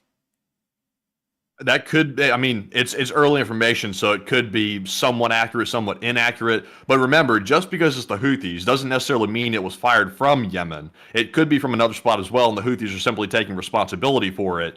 That could be the case as well. Also, I see someone ask for sources. I think it was Kenneth Prosak asked for sources. Israeli Channel 12 is one source that claims the U.S. Army is shooting down drones. Also, I'm looking at one of the Houthi accounts right here on Twitter, and that's where I got the information about the important statement coming out, with them basically taking responsibility for the attack in Tel Aviv. So these reports are verified. The only part that is not verified completely, it looks like it's probably reliable, but I would hold off and wait and take it with a grain of salt, is the targeting of the U.S. Embassy. There is some good sources out there indicating that was the case, but nothing concrete just yet. It looks pretty likely, though. I would have to say this is a very interesting development. I would also have to add, Matthew, that I do not think that they would have been able to fire it from anywhere else because the Houthis are only active in western Yemen. They're not really a group like Hezbollah, where they kind of are in Lebanon, Syria, Iraq, and everywhere, or the Islamic Revolutionary Guard Corps. The Yemeni Houthis exclusively operate within the area of western Yemen and control a large part of that nation's population center. So I would have to believe that if they are claiming that they launched a drone, it would have to have come all the way from western Yemen. And if that was the case, this may be one of the longest range drones that we've ever seen used so far that ended up actually blowing up on its target instead of getting shot down. Another thing that would corroborate the fact that these drones are probably coming from western Yemen is that they're claiming at the moment that the U.S. Army has shot down about 4 of these incoming drones, and the U.S. Army is currently inside of the country of Jordan. The U.S. Army is not in Lebanon, it's not in Syria, it's not in Jordan. Oh, well, actually, it is in Jordan, but it's not in Israel. So we know that if the U.S. Army would ever be poised to be able to use air defense systems to shoot something down, it would have to be flying over Jordan for them to be able to do that. So going off of that information, it may be possible that these drones actually are flying all the way from Yemen all the way up to Tel Aviv, which is freaking wild. Just to put that into perspective, let me show y'all what 1,200 miles would look like inside of Russia. This would be a drone flying the exact same distance from Ukraine into Russia. It would literally fly all the way over the Ural Mountains, past Yekaterinburg, and into the area of Tyumen, nearly. That is an incredibly long-range drone if this drone was launched from Yemen. In fact, like I can't even really comprehend that range, because to put this out there for y'all, the deepest drone strike we've ever seen from Ukraine occurred, I believe, near Ufa, and Ufa is about 890 miles away from the nearest launch point on the Ukrainian border, and that's about the longest range Ukrainian drone we have ever seen in the war so far. Or you could actually say, let me really quickly put this out there, I believe there was a Ukrainian drone that ended up striking in northern Russia somewhere. Hell, that doesn't even come close. That's only 550 miles right there to St. Petersburg. So, from what we know, the longest range drone strike ever into the area of Russia was about 890 miles or so. So, going off of that, this is the longest range drone we have ever seen, whether it was successful or unsuccessful. But still, Now, one thing that is a possibility here, because remember, the Houthis lie, just like all the other proxies do as well. One thing that this could be is a deflection. The Houthis agreed to maybe take responsibility for the attack to prevent Israel from escalating on, for example, Hezbollah or the other proxies that are a little bit closer to their territory. This could be a concerted effort to try to redirect attention from the real actors who did it, and the Houthis might have agreed to take responsibility to try to tamp things down a little bit. That's also another option as well, because a lot of people I see are really doubtful about the drones coming from Yemen, and that is definitely a very long distance, like you were just saying a moment ago. So, it is possible this could be a lie.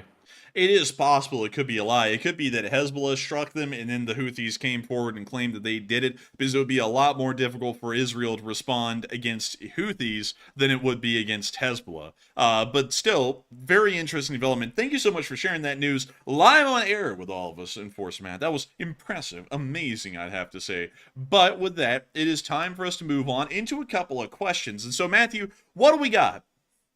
All right, so jumping into our first super chat of the night, we have one from Howard Turgell, the channel legend, he throws in a $30 support. And huge shout out to Howard for always supporting the channel and also fighting through the tech difficulties as well, because apparently YouTube was blocking the super chat. So thank you very much, Howard, for persevering and supporting the channel. He says, great content, and take a chat question involving Israel, please, and LSA. And thank you so much for the support, Howard Turgell, and thank you for helping this channel to keep on running. Also, I hate to hear about the tech difficulties. YouTube's been getting a little bit quirky lately, is the best way to put it. But still, thank you so much for enjoying the stream, Howard, and thank you so much for being one of the folks to support this channel and help it to keep on running. Of course, as many of y'all may know, there is a major event going on here in the United States, and since that has begun, we have seen that our live stream viewership has been almost halved, and tonight is no exception.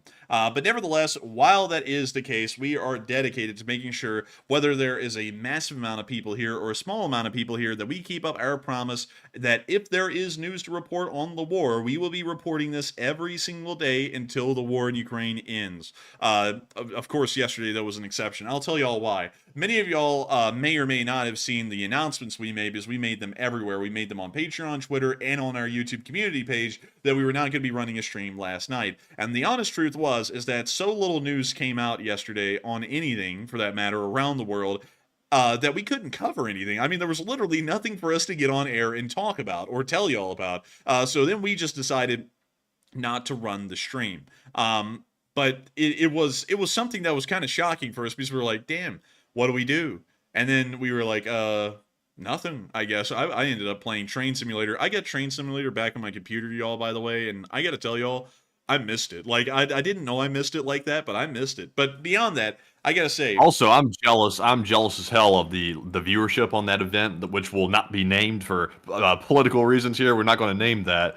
But I'm jealous of the viewership. The viewership on those streams is crazy, like out of the world crazy. Like, there's a lot of people watching right now, and I saw some people in the live chat a minute ago saying that that's probably why a few people are missing. And I see a couple of people are coming in a little bit late. So hopefully tomorrow we'll be back to normal once again. We can get the focus back to Ukraine, because it seems like the journalists are forgetting all about reporting on Ukraine while all this other activity is happening. So hopefully we can get back to normal tomorrow. Because it's so fun and so exciting, Matthew. It's so exciting. I'm just kidding, y'all. But beyond that, I will say thank you so much for being here, Howard. Thank you so much. And I thank everyone else for being here so far. Of course, people are going to be watching big things.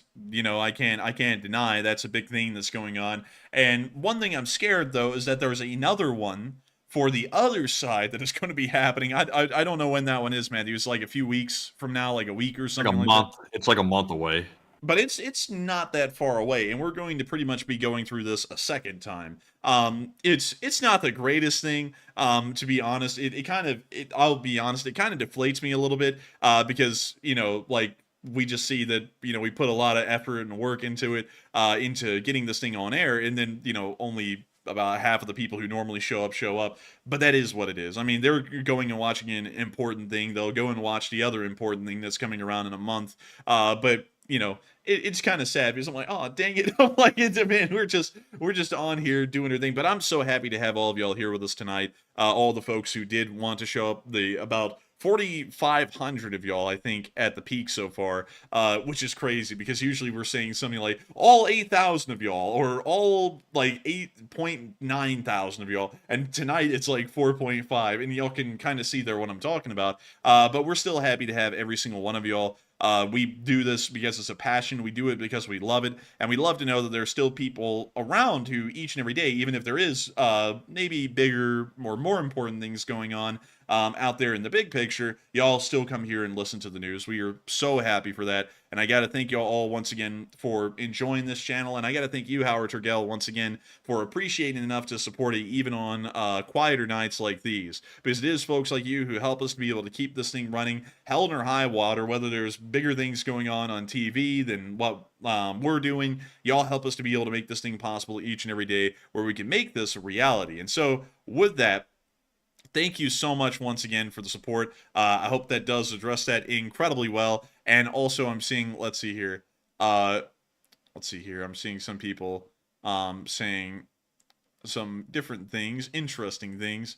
I see some people saying the LSA is so much more fun than watching other stuff. I gotta tell you what, it is so much more fun. Also, like, seriously, there is like a serious aspect. Like, obviously we're covering the news and there's some somber moments to it and things like that. But overall, like, the LSA makes things interesting. And even though we're covering some very heavy topics, it always is very interesting due to the LSA being such a very interesting community as well. And how many times can I say interesting? I'm gonna say it again. But thank you very much for all joining us tonight. And it sounds almost like I'm making a political speech myself, but I'm not. But Enforcer, what say you? Well, you gotta look out for the LSA whack.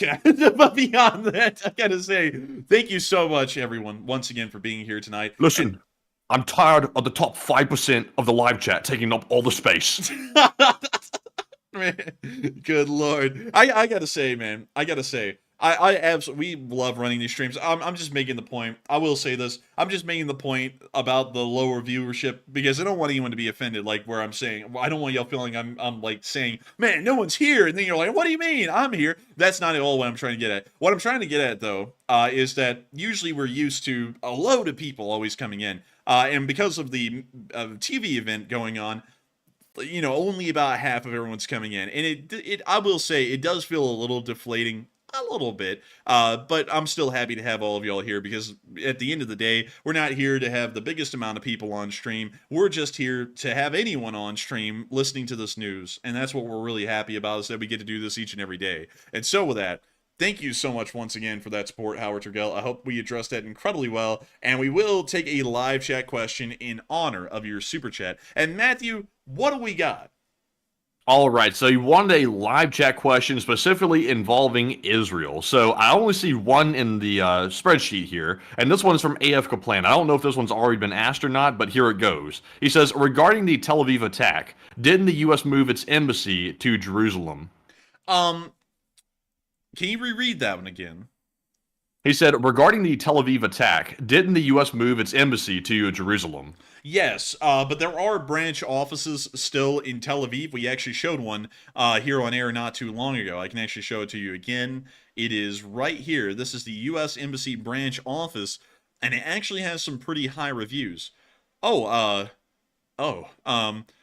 of visa. It was extension. Very rude. Didn't ask questions. Didn't check any docs. The reason for denial, they didn't find connections why we came to Israel to get visa. Be educated, dear officers. We don't have a USA embassy in Russia. And since you provided the service and take fee for interviews, we came here. And be thankful that tourists come to Israel bringing money to your country. But you guys rude with no reasons. It's a shame. I think this person is from Russia. It's like, I don't think we're going to be granting you any visas or anything. You're from Russia. Such rude. If you want a visa, you got to have a good credit score. You can't just go get one. You got to have like I think a 700 or above or something like that. Such rude customer service. I've been trying to schedule an emergency passport renewal appointment for 2 days now because they tell you online it's the only way to book it. And there's no availability within 9 days and beyond, actually. At the end of the second day of trying, I called the Tel Aviv embassy. By the way, this is from a year ago. Get through to the operator, explain to her what's happening, only to hear that I should continue trying. There's only a 1 hour window, mind you, and get hung up on. Is this how the U.S. is being represented abroad? Shame. But then we actually have some good ones. Upon entering the embassy, you cannot have anything with you other than the following. Pertaining documents, payment, house, and car keys. No phones, purses are permitted. Everything else needs to be stored at lockers at nearby stores that have storage lockers. 20 NIS! However, be aware that on Fridays, during the winter months, the locker storage closes early, around 2 p.m. If you do come on a Friday afternoon, make sure you come with someone who can hold your stuff. Okay, well, it looks like the reviews at the branch embassy in Tel Aviv are actually kind of a mixed bag, but beyond that, there is a branch embassy in Tel Aviv. Not the official embassy, that's in Jerusalem, but the branch embassy, there is still one inside of Tel Aviv. And so with that, I hope that does address that live chat fairly well. And with that, it is time for us to get on to the next one. So what do we got, Matthew? All right, just another piece of breaking news as well. There's loud booms being heard over the southern Israeli city of Eilat, if that's how you say it. I'm not sure if that's really how you say it. Eilat. So the southern Israeli city there. So there's also some initial reports that it could be maybe some explosions, or it could be sonic booms from Israeli aircraft, which have been scrambled to intercept drones. So currently, there's something going on in Israel, but there's not enough news coming out to really tell you exactly what is transpiring right now. But clearly something is, and the U.S. Army is involved as well, so we'll have to keep an eye on that. So it looks like it's evolving right now. But jumping into our next super chat here, we have a $20 donation from Jose Diaz, a channel legend, and thank you very much, Jose, for that $20 support. Hey! And I do not see a comment attached to it, but let's see here. Jose might have put in a super sticker, I think. Let's go back up and see. He did. He put in the super sticker of the pear jumping around with the cane. That's the pear pimp. And thank you very much, Jose, for that support. And Enforcer, what say you? I gotta say, Thank you for the support, Jose Diaz. You didn't throw in a comment, but the support says a lot. And I know that you're a big enjoyer of this channel, and I thank you massively for enjoying it so much, once again, for the support and helping this channel to keep on running, because it is folks like you who help to make this stream a reality each and every day. So many people get on the stream every single night, tens of thousands of people, yet only a small number support the channel through super chats, and that small group of people makes this channel's idea possible, its goal possible, of making this news ad-free and sponsor-free for pretty much all those tens of thousands of people, the hundreds of thousands of people who watch this channel each and every day. And we are massively appreciative of folks like you, Jose Diaz, for the support and helping this channel to keep on running, and I thank you greatly once again. And so with that, we are on to the last question of this segment, and then we're going to be moving right back on to the news. And so what do we got, Matthew? And this one is going to go to Burbo, who puts in a $20 donation as well. And huge shout out to Burbo for that very generous support. They said, LSA, I've been quite literally under a rock this week, being in San Pedro Martir mountain range. And do you guys mind telling a quick rundown of the happenings of this week before I indulge in dozens of hours of news feeds in LSA? And I thank you so much for the support, Burbo. You've literally been under a rock. Like, I was about to say, what have you been under a rock? He's literally been under a rock. So, to answer your question, here's what's been happening over the past week. And let me go make sure to get my bullet points out here, because we do make bullet points. Let's see. Today, a Coast Guard base got hit. The other day, the Russian Black Sea Fleet's last combat vessel left Sevastopol permanently. Belarus withdrew all of their troops from the border, and Ukraine destroyed some major oil facilities within Russia. Ukraine also was finally getting the announcement that they were going to be getting the F-16 fighter jets, and Poland is ramping up their military spending from 4.2% of their GDP to 5%, which is a massive move forward. But I gotta say, Wait a minute, you make bullet points? yeah.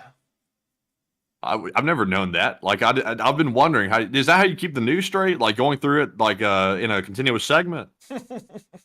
No, let me answer you a question there. There's a good one, Matthew. Now, the bullet points I make, they're actually called titles. And I go to the YouTube comments section, well, actually the content section on our dashboard, and I look through all of our video titles over the past few days, and I go, here's the bullet points. So that was the bullet points. But when I do it on air, there actually are no bullet points, and there is no script. I literally just remember everything that I put down every single night before I go live on air, and I beat it into my head exactly what I'm going to say at exactly what times, and then I get on air and I belt out about 2 straight hours of news. Oh, interesting. I was about to say, I've always wondered, it's like, how are you keeping that straight in your head? Like, because I'm like, I give the news out in the videos and stuff, but I have like tabs open, so I know what's next and stuff like that, and I keep it straight in my head. But like, I just couldn't do it the way you're doing it. I would have to have like a sheet of bullet points or something on the side, or otherwise I'd get lost. I'd be all over the place and just babbling like a clown. So very interesting that you keep that straight just in your head. Man, I'm telling you what, I don't need no teleprompter. I'll tell you. That's... Listen, Jack. Anyway. Man, that's one thing that does get me kind of a little... That's something that I always wonder about, because a lot of y'all are probably like, wow, this seems like, you know, very seamless, like how you can just move from news point to news point and do that for like 2 straight hours. Well, you know, like, I guess so. Like, maybe that is pretty cool. But one thing that's always blown me away is that whenever I see other people talking in front of large crowds, they always have teleprompters, and I'm always like, why? Like, you know, like, couldn't you just, like, memorize your speech before you go out there? I mean, don't even bring a piece of paper or anything. You know, just go out there and knock it out. Like, you know, and a lot of people will also be thinking, because sometimes, every once in a while, I used to do it a lot more back in the day, really don't now, I will go into whole speeches pretty much, like, that I'm just coming up with on the spot about something like China or America's place in the world and where it's going in the future. And a lot of y'all may be thinking, maybe I have that written down or something, or maybe I, like, scrabble that out on, like, a notepad. No, that's all ad-lib. Like, everything I do on air is ad-lib. And so I'm always interested in why people need teleprompters and stuff like that, because can't you just come up with a good thought, like, on the spot, or just, you know, write something and then really, really memorize it and then go out there and just belt it out? You know, like, I could do that.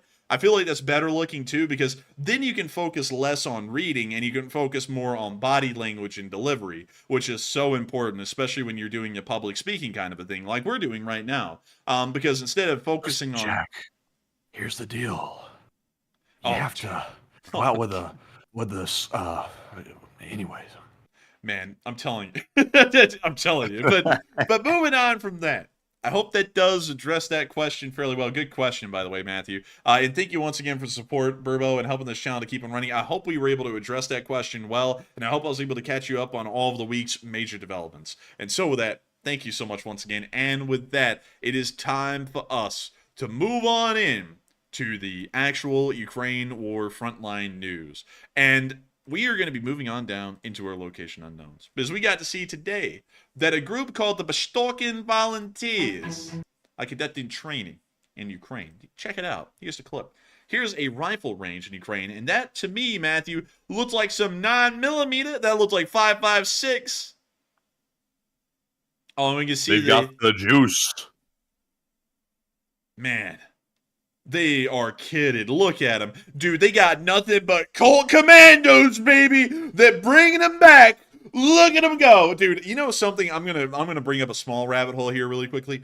You know when that presidential candidate almost got shot like a couple of days ago, and everyone was like, all over everything, everyone was just freaking out about it. I actually saw a really small group of people. Like, I don't even know what in the world their mindset was, because, someone almost died. Like, they were very close to getting killed there. And then they come out of the woodworks, these people do, man. And I saw them going, man, back in the day, the Secret Service used to be cooler. They had Uzis. And I'm like, dude, like someone almost died, and you're talking about Uzis?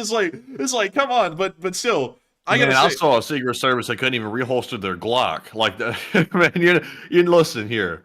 I'm no expert in firearms or guns by no means, but I know how to holster a weapon. And I'm not an expert. I'm not a trained Secret Service agent. I know how to holster a firearm. Something is bad or wrong with that. It doesn't take an expert to know that either. Jim's very wrong. But beyond that, we can see these guys with the Cold Commandos, really cool. And we can see them firing on the targets. That was not that far. That looks like 50 yards. If you're that close to a Russian, I don't think you're firing from a prone position. I think they probably caught you by surprise. But hey, what do I know? And we can see them here continuing to fire. We can see them now firing their pistols. Can't tell what kind of pistols they have, though. And we can see them showing a watch. Fake highlighting one with a Sharpie, and then the video clip ends. But really nice to see the Bashtorkins in training, and hopefully they're doing well. Moving on from that, we also got to see the Russian casualty report over the past 24 hours. Oh my goodness. 7 Bobcats. That's 7. You're seeing that correct. The lucky 7. And over 1,000 troops. That's crazy as well. But Enforcer, what is it?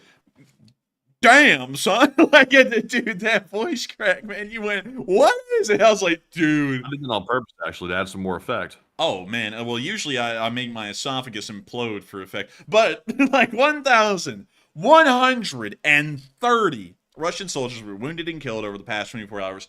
The number of wounded and killed has gotten up to 563,640. It is getting wildly high. Not only that, 12 armored personnel carriers were destroyed, along with an insane 92 supply trucks, 7 main battle tanks, 54 artillery systems, 50 drones, and 7 Bobcat skid steers. It was a wildly good day. It was insanely good. And we love to see that they were able to wipe the board with the Russians over the past 24 hours. And boy, were they wiping the board. Up in the area of the western part of the Vovchansk front, I don't know why in the world I forgot the name of that entire front, we got to see the 13th Brigade of the Operational Assignment Cardia operating their drones. Here's some drone operators right here. Here's the big picture. The reason why I'm zooming in is because I know some of y'all are going to see this lady over here, and a lot of y'all are going to go, ooh la la! And so I had to make sure to zoom in for extra effect. But moving on from that and into the next area around Vovchansk, we also got to see that a Molva, which is a brand new SPG, got hit by an FPV drone.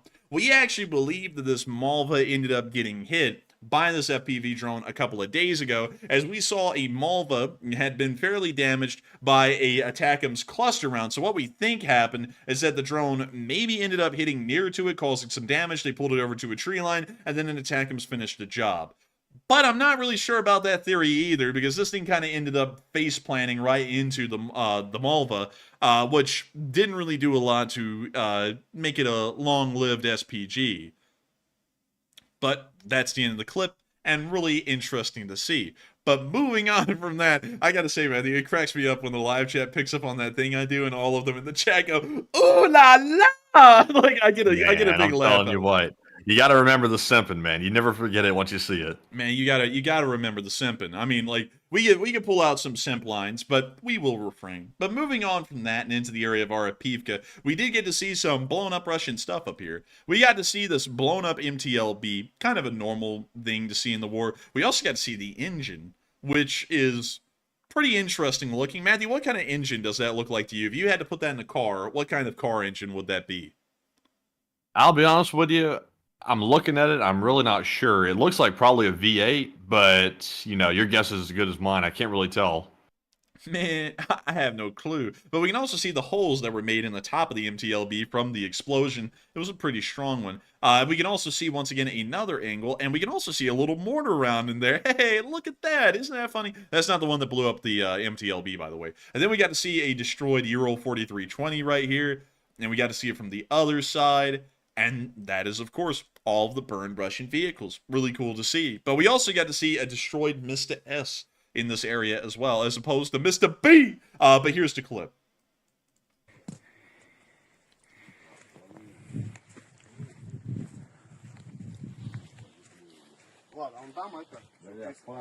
Где они разрыв-то? Кумулятив тоже. Блять. Где саперы у нас? Можем сами, как саперы. Да ну нахуй. Why did that guy almost sound American right there, man? It sounded like he was speaking like an American accent of Russian, man. He went, Vavonsky. I was like, what the hell? Listen to him. Саперы у нас. Можем сами, как саперы. Да ну Like, he нахуй. doesn't even sound Russian. He Yeah. sounds like American speaking Russian. Ага. Man, that guy's about to go, shit, Vavonsky. It's like, what the hell? Блять. Сука. А гильзы, зато гильзы целые. Сдавайте их.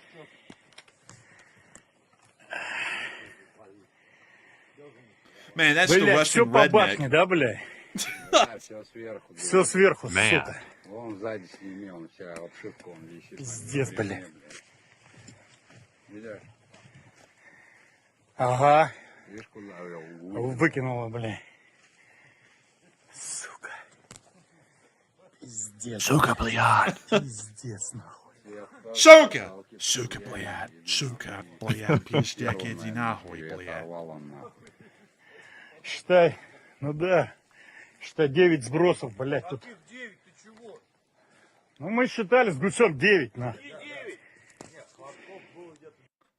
Man, dude, the American Russian, he's gonna come out, he's gonna go, bowling, skull into the skull, be like, or something like that. But moving on from that, we also got to see an operator on the Eastern Front, and boy, was he kidded. He had a Scar light with an EOTech and a magnifier. A Scar Light? Is that the one that shoots the 5.56? Uh-huh. Oh man, that's like the, honestly, I'm not trying to dog on the Scar, but that's like the wannabe Scar, if we're being perfectly honest with you. The 308 Scar is the real one, the Scar Heavy. But, you know, it's good, man. It's good. A 5.56 is a good round. It's just not the heavy hitter like the other one, but it's good.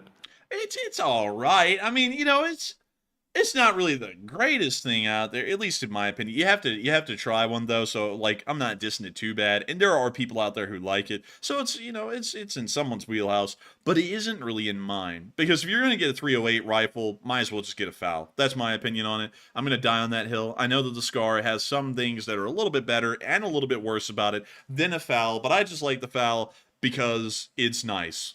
That's my only explanation for liking the FAL. But moving on from that picture of that op, we also got to see that once again Russian losses are being spoken of by other soldiers on the front. Here is the clip. The officers have arrived. There are enough officers in my brigade. 200% of the personnel are still officially enlisted. Получается, 200% личного состава еще числится в штате. Well, my brigade has lost a lot of people, around 12,000. Officially 6,000, but actually 12. And Why are we looking at this guy through like a hotel door peephole? Nah, man, we're looking at him through like a porthole, man. Like we're looking out the cruise ship. He's just hanging onto the side of the ship, going, "Actually, about 200% of the brigade is listed." What kind of a brigade is this, by the way? 6,000 guys? Like that's a pretty hefty brigade right there. That is a hefty brigade. I will say. Yes. But moving on from the Crimean forest and on down to the area of Bakhmut, we got to see the Ukrainians were shelling the Russians down here. Check it out. Oh, yeah. They got that enemy at the gates music up in here. But we can see them showing the Russians right there. They're crawling around like in a mole hole. And they're firing off something. We don't know what it is. But here the Russians voraciously run around their pit. And here, in a second, they're about to really experience why the Ukrainian front lines are the armpit of where the Russians are. We can see them all scurrying to hide, moving from building to building, as the artillery fire comes down on top of them. The Russians cower in the basement, hoping that the Ukrainians are not fortunate enough to hit them. But sadly, they were mistaken, as the Ukrainians hit them dead on, and caused them to be a nice, delicious meal. I had to figure out where to go with that.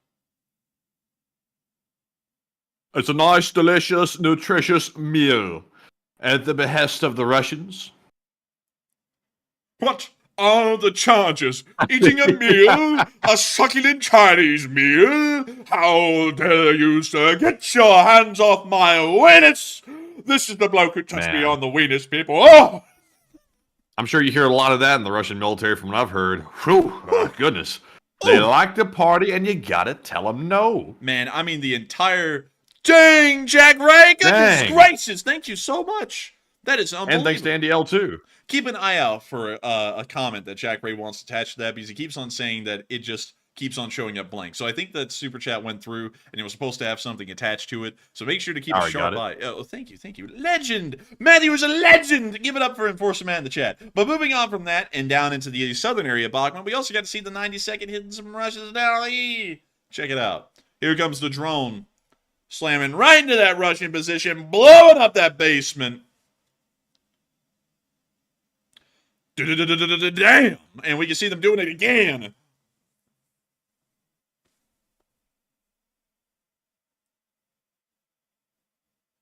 Boom! Oh, man, I mean, they're going wild out here. The 92nd is, oh, my Lord.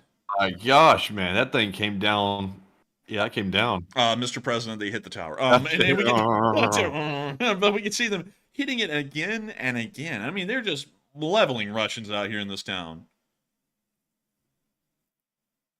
Oh! Oh, my goodness! And a second one, for good measure. Damn! Man. The Ukrainians, you can't distinguish them from the Israelis at this point, I'm telling you. They just dropped the big ones.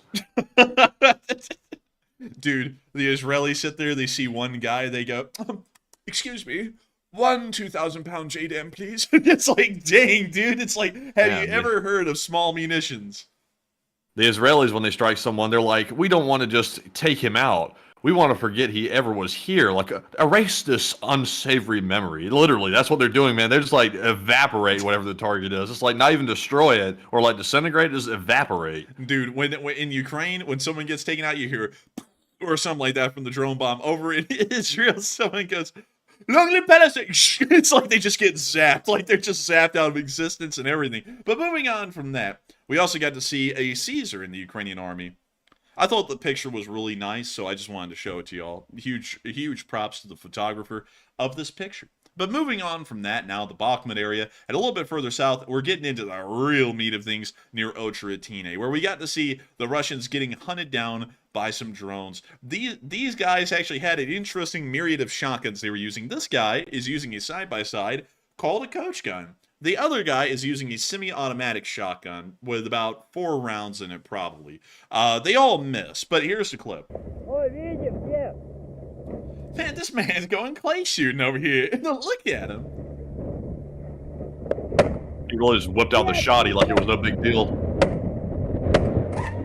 Oh dear. Oh!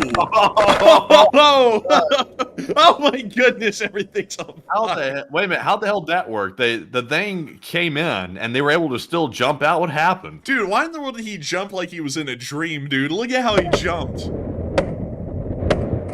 Like, what the hell is that? Like, Man, that sound of that drone coming in though. Did you hear that last second like scrape and whine? yeah, it was like, oh.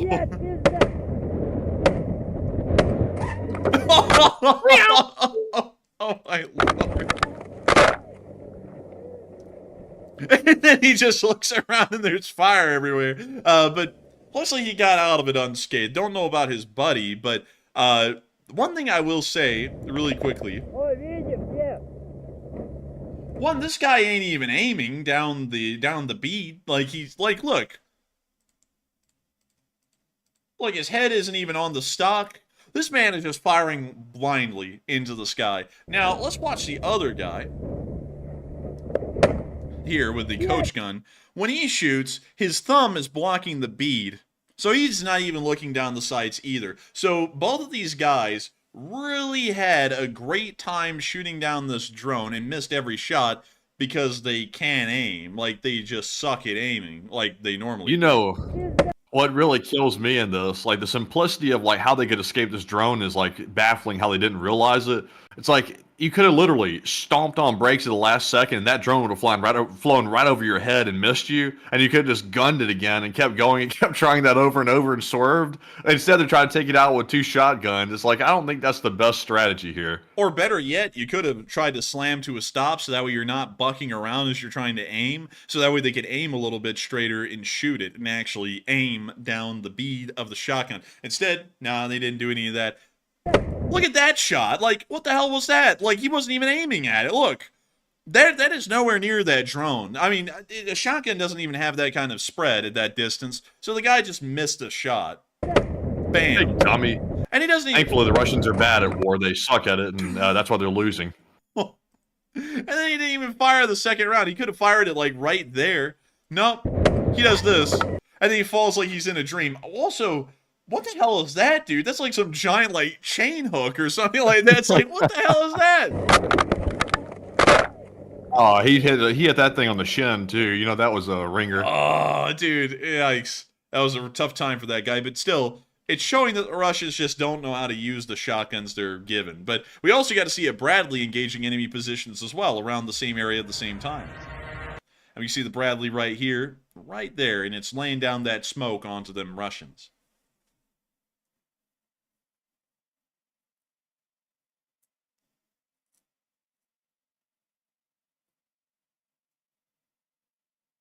They are putting down the heat.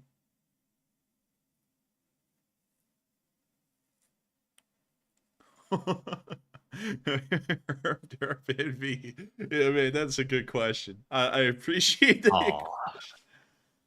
Oh, man. And man, there's the Magura.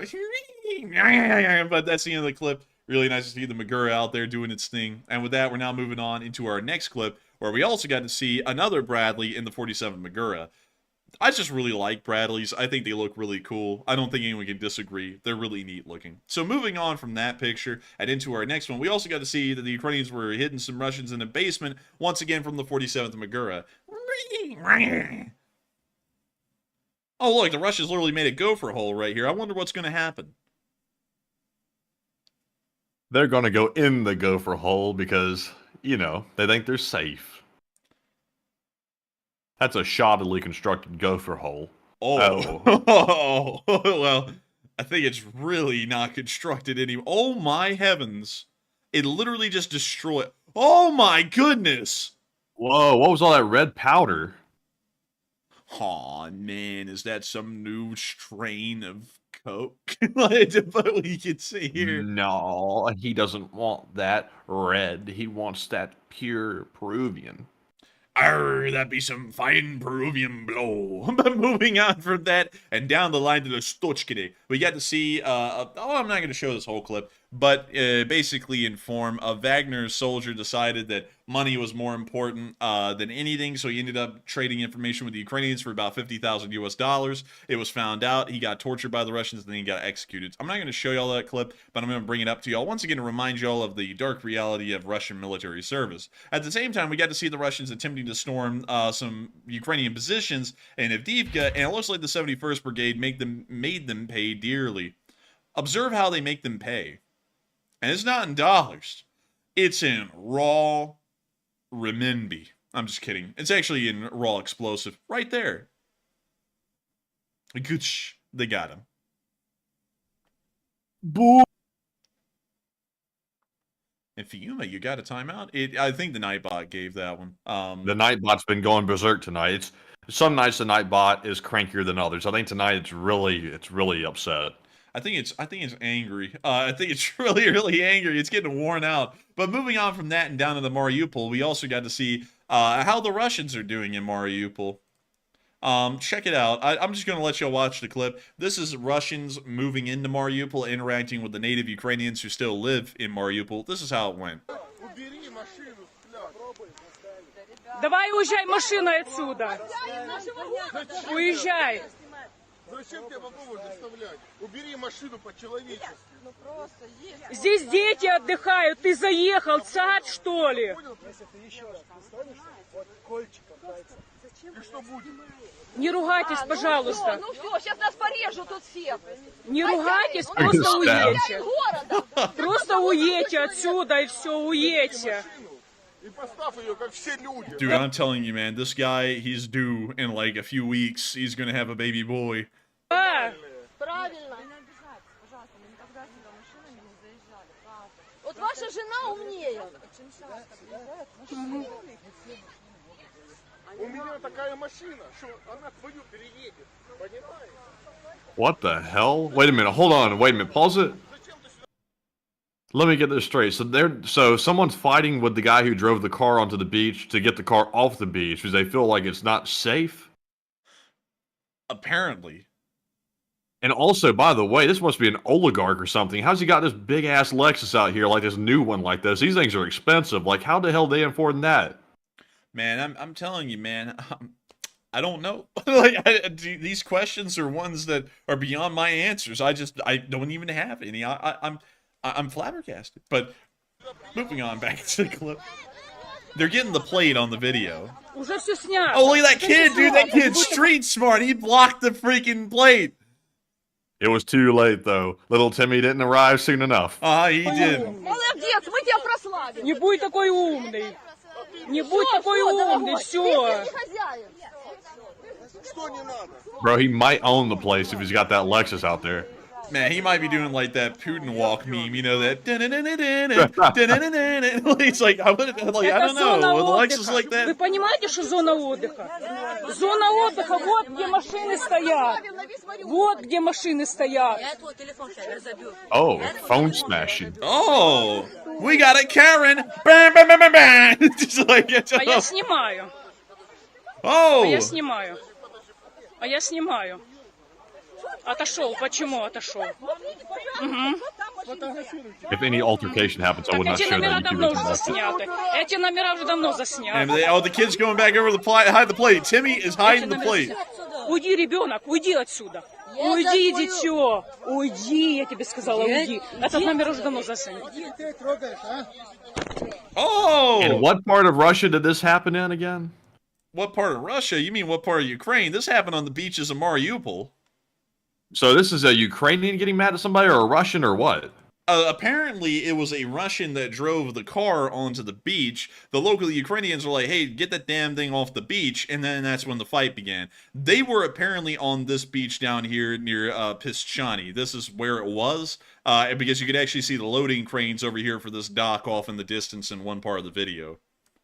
Aha. So I was about to say, whoever's yelling at the guy for parking on the beach sounded kind of like a Karen a little bit, but the Ukrainians have a right to be a Karen because it's not even the Russians' place to park in the get-go. Man, I'm telling you what, but then those Russians come in with that straight-up abuse. But moving on from that, of course, once again, the point of showing that was to show y'all what life is like in occupied Ukraine. The Russians, of course, get a little bit of extra favor in the area. But moving on from that and into the area of Krynky, we did get to hear today a little bit of unfortunate news that apparently the Ukrainians have withdrawn from Krynky and are giving up the bridgehead. Apparently, there is no success to be made in this area for a bridgehead to be successful, and so the Ukrainians have decided to withdraw from that part of the river and move back across the Dnipro. The honest reality is that logistically, we don't believe the Ukraine would ever be able to possibly pose a major threat moving across the river. We kind of knew that at the beginning, but then we held out hope because they kept on holding the bridgehead for so long, but they gave it up today. And according to the information we got from the Kyiv Post, the losses of Russian troops during assault operations near Krynky on the left bank of Kherson region significantly exceeded the losses of the Ukrainian side, which have been holding the bridgehead there for over half a year, said the spokesman for the Tavria operational group of forces during a national marathon. And so it is once again showing that the Ukrainians are no longer on that side of the river, but they are still inflicting casualties with the FPV drones. And so that sounded like Charlie Brown's parents right there. Listen to that. That really sounded like... No, mute! That sounded like Charlie Brown's parents. It went... and then it went on into dubstep. Oh, and we got a Russian out here with a tripod. He's getting them pictures. And Urban X said, why are they on the beach over there during wartime, LOL? I don't know. It's just a little quirky how people behave in that kind of a area of the world with a war zone just not too far away. They always... Let's go to the beach, Bliat. Let's go down there while the bombs fly overhead. Yes. Man, the rockets red glare and the sharks in the sea. Man, I will honestly have to say on both ends, I kind of find it a little goofy that the Ukrainians and the Russians would be out there on the beach in the middle of a war zone, in the middle of a destroyed town. It's like, you know, isn't there like more important things going on for your own survival than the beach? Oh my lord! They just blew up that entire allotment. Me personally, if they want to go to the beach, you know, good for them, go right to the beach, but just don't whine though if something happens, because it's like, you know, you are in a war zone, so if you're going down there, you're assuming the risk. So, you know, you just got to watch out. I would agree with that completely. And meanwhile, the exact same time, we got to see that the Russians have made an improvised minesweeper on the Dnipro River. There it is. Oh. Man. He's shrimping. Oh my god! Oh, man, that jumbo shrimp fought back. Sucker punched him. Man, this guy's laughing like somebody almost couldn't got killed just then. Man, they scooting now. They're like, get the hell out of here. And they put in four-wheel drive. Kick it. Go, Larry. Come on, push it. And that jacked all that metal up bad. That was a big explosion.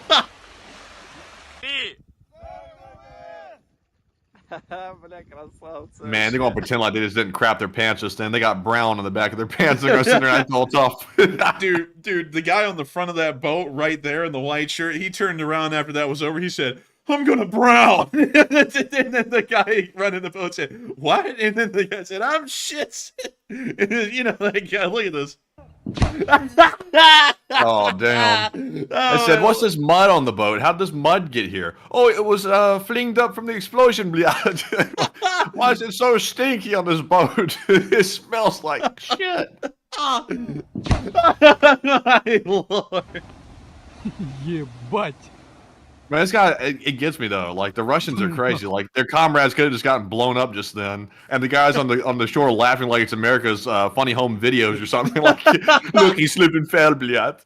Dude, he's like, look, my comrades almost stayed in the freaking hellfire. It's like, dude, it was a freaking sea mine. It's like, those things are huge, and they just went up against it in a pontoon boat with a couple of metal scraps attached to the front, and it pretty much blew up near, almost on the boat. Like, look at that.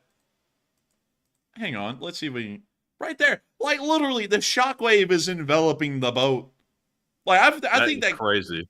I think this guy here in the white shirt right there, I think he probably has internal organ damage after that little venture. But anyways... With that, we're going to be moving on from that crazy clip and on out of the Dnipro River area, because it's time for us to move up to Kyiv and get the speech from President Volodymyr Zelensky here on day 875 of the war, because this isn't today's speech, this is yesterday's speech. But without further ado, here is the peach. Peach! Give me speech. Дорогі українці, українки, сьогодні вже 10-ті роковини від того дня, коли російські окупанти знищили в українському небі пасажирський літак рейс MH17. Малазійський Боїнг, на борту якого було 298 людей, із них 80 діти. Громадяни різних країн, з різних частин світу: Нідерланди, Малайзія, Австралія, Сполучене Королівство, Індонезія, Німеччина, Канада, Бельгія, Філіппіни, Нова Зеландія. І за час, що минув, вдалося повністю встановити обставини цього злочину, як він став можливим, хто його забезпечував.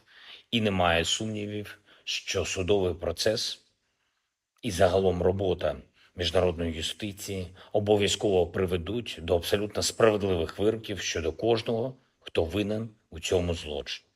І це саме те, що потрібно. Скільки б зусиль не знадобилось, потрібна відповідальність усіх тих, хто приніс це зло. Бо самі вони є злом. І теж стосується тисяч інших російських злочинів цієї війни і самої цієї агресії. Після усього цього надійний мир може базуватись лише на задоволеному почутті справедливості у тих, хто постраждав від агресії. І всі в Україні, хто працює заради справедливості, всі в світі, хто допомагає нам, зокрема Нідерланди, які багато в чому є лідерами щодо питання про справедливість. Усім я вдячний, усім, хто ставить на місце російське зло і допомагає нам не залишити Москві відчуття безкарності. Світла та вічна пам'ять усім, чиї життя були забрані Росією. Сьогодні нашій команді, що займається пошуком українських полонених та обмінами, вдалося звільнити з російського полону ще 95 наших людей. Це воїни Збройних сил України, Національної гвардії, прикордонники. Більшість в сьогоднішньому обміні рядові і сержанти, 7 офіцери. Багато після важких поранень, 1 з хлопців із онкологічним захворюванням. Кожен отримає необхідну допомогу. І важливо, що серед цих хлопців є і той, хто вважався зниклим безвісті. І ми про кожного нашого воїна з'ясовуємо всі обставини.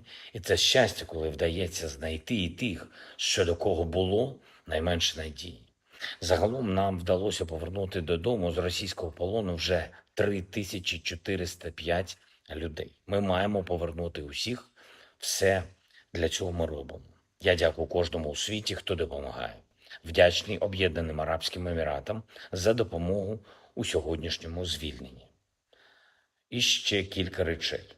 Ми працюємо над тим, щоб цей тиждень став дійсно результативним у відносинах з нашими партнерами. Я провів сьогодні нараду із зовнішньополітичною командою Офісу та МЗС. Потрібні сильні рішення партнерів, які дозволять поставити цю війну на курс до її справедливого завершення. І я дякую кожному, хто демонструє відповідне лідерство, чесне лідерство. І сьогодні ж я підписав указ, який вводить в дію рішення РНБО щодо нової стратегії морської безпеки України. Цей документ враховує безпекові зміни та новації, які ми забезпечили, зокрема, в Чорному морі, в розвитку наших сил. Це сучасна стратегія, і реалізуємо її разом з нашими партнерами. Найближчим часом я збираюсь обговорити з ними деталі цієї стратегії. З тими, хто, так само як і ми, бажає стабільної безпеки для своїх регіонів та усього світу. Я дякую кожному, хто допомагає, дякую всім працівникам інституцій, нашим воїнам, нашим спеціальним службам та усім представникам громадянського суспільства України, хто був залучений до підготовки стратегії. Слава нашим людям, слава Україні! And with that, that is the end of tonight's news segment, at the end of the speech from President Zelensky. And that moves us on into the second segment of this stream tonight, where we get to talk to each and every single one of y'all. But before we do, I've got to say that it's been a very enjoyable night getting to cover this news with all of y'all. Of course, a very interesting night filled with all kinds of interesting news, but we now get a chance to talk to each and every one of y'all. I will say this up front, we do not have that many live chats or super chats, so this segment is probably going to be a little short, actually, but still, we will have an absolute blast with this thing, because we always do, and it's always fun to get to talk to each and every one of y'all. And so, Matthew, I understand that before we even get into those questions, there is a question that you've asked everyone else. We've pulled a little,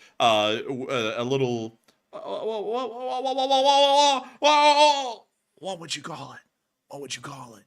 It's like a bowl, but we have to come up with something creative. What is it? All right, so I guess moving into our work off of that, dude. Oh my lord. Anyways, go ahead. I thought you were doing a skit. I thought it was part of the skit. No, go ahead. It's fine. All right. So with that, with the skit out of the way, we are now moving on to the final question segment of the night, the best and most anticipated part of the stream. And we do have one last thing to go over before we get back to our questions. And the poll currently running, it says, if confirmed that Houthis tried to target the U.S. Embassy in Israel, should the U.S. respond with force? 62% said yes, respond with force to the proxies, while 16% said respond directly to Iran this time, and 14% said no, leave it to Israel to do the responding. And on this one, I would have to say that if it is indeed confirmed that the Houthis tried to target the U.S. Embassy, that it doesn't really matter if it's the Houthis, Hezbollah, or any other of the proxies, it all leads back to Iran. And I'm of the opinion that we should begin to respond to Iran directly and exact a very high price on that country for screwing around with the U.S. so much like they've done in the last few months.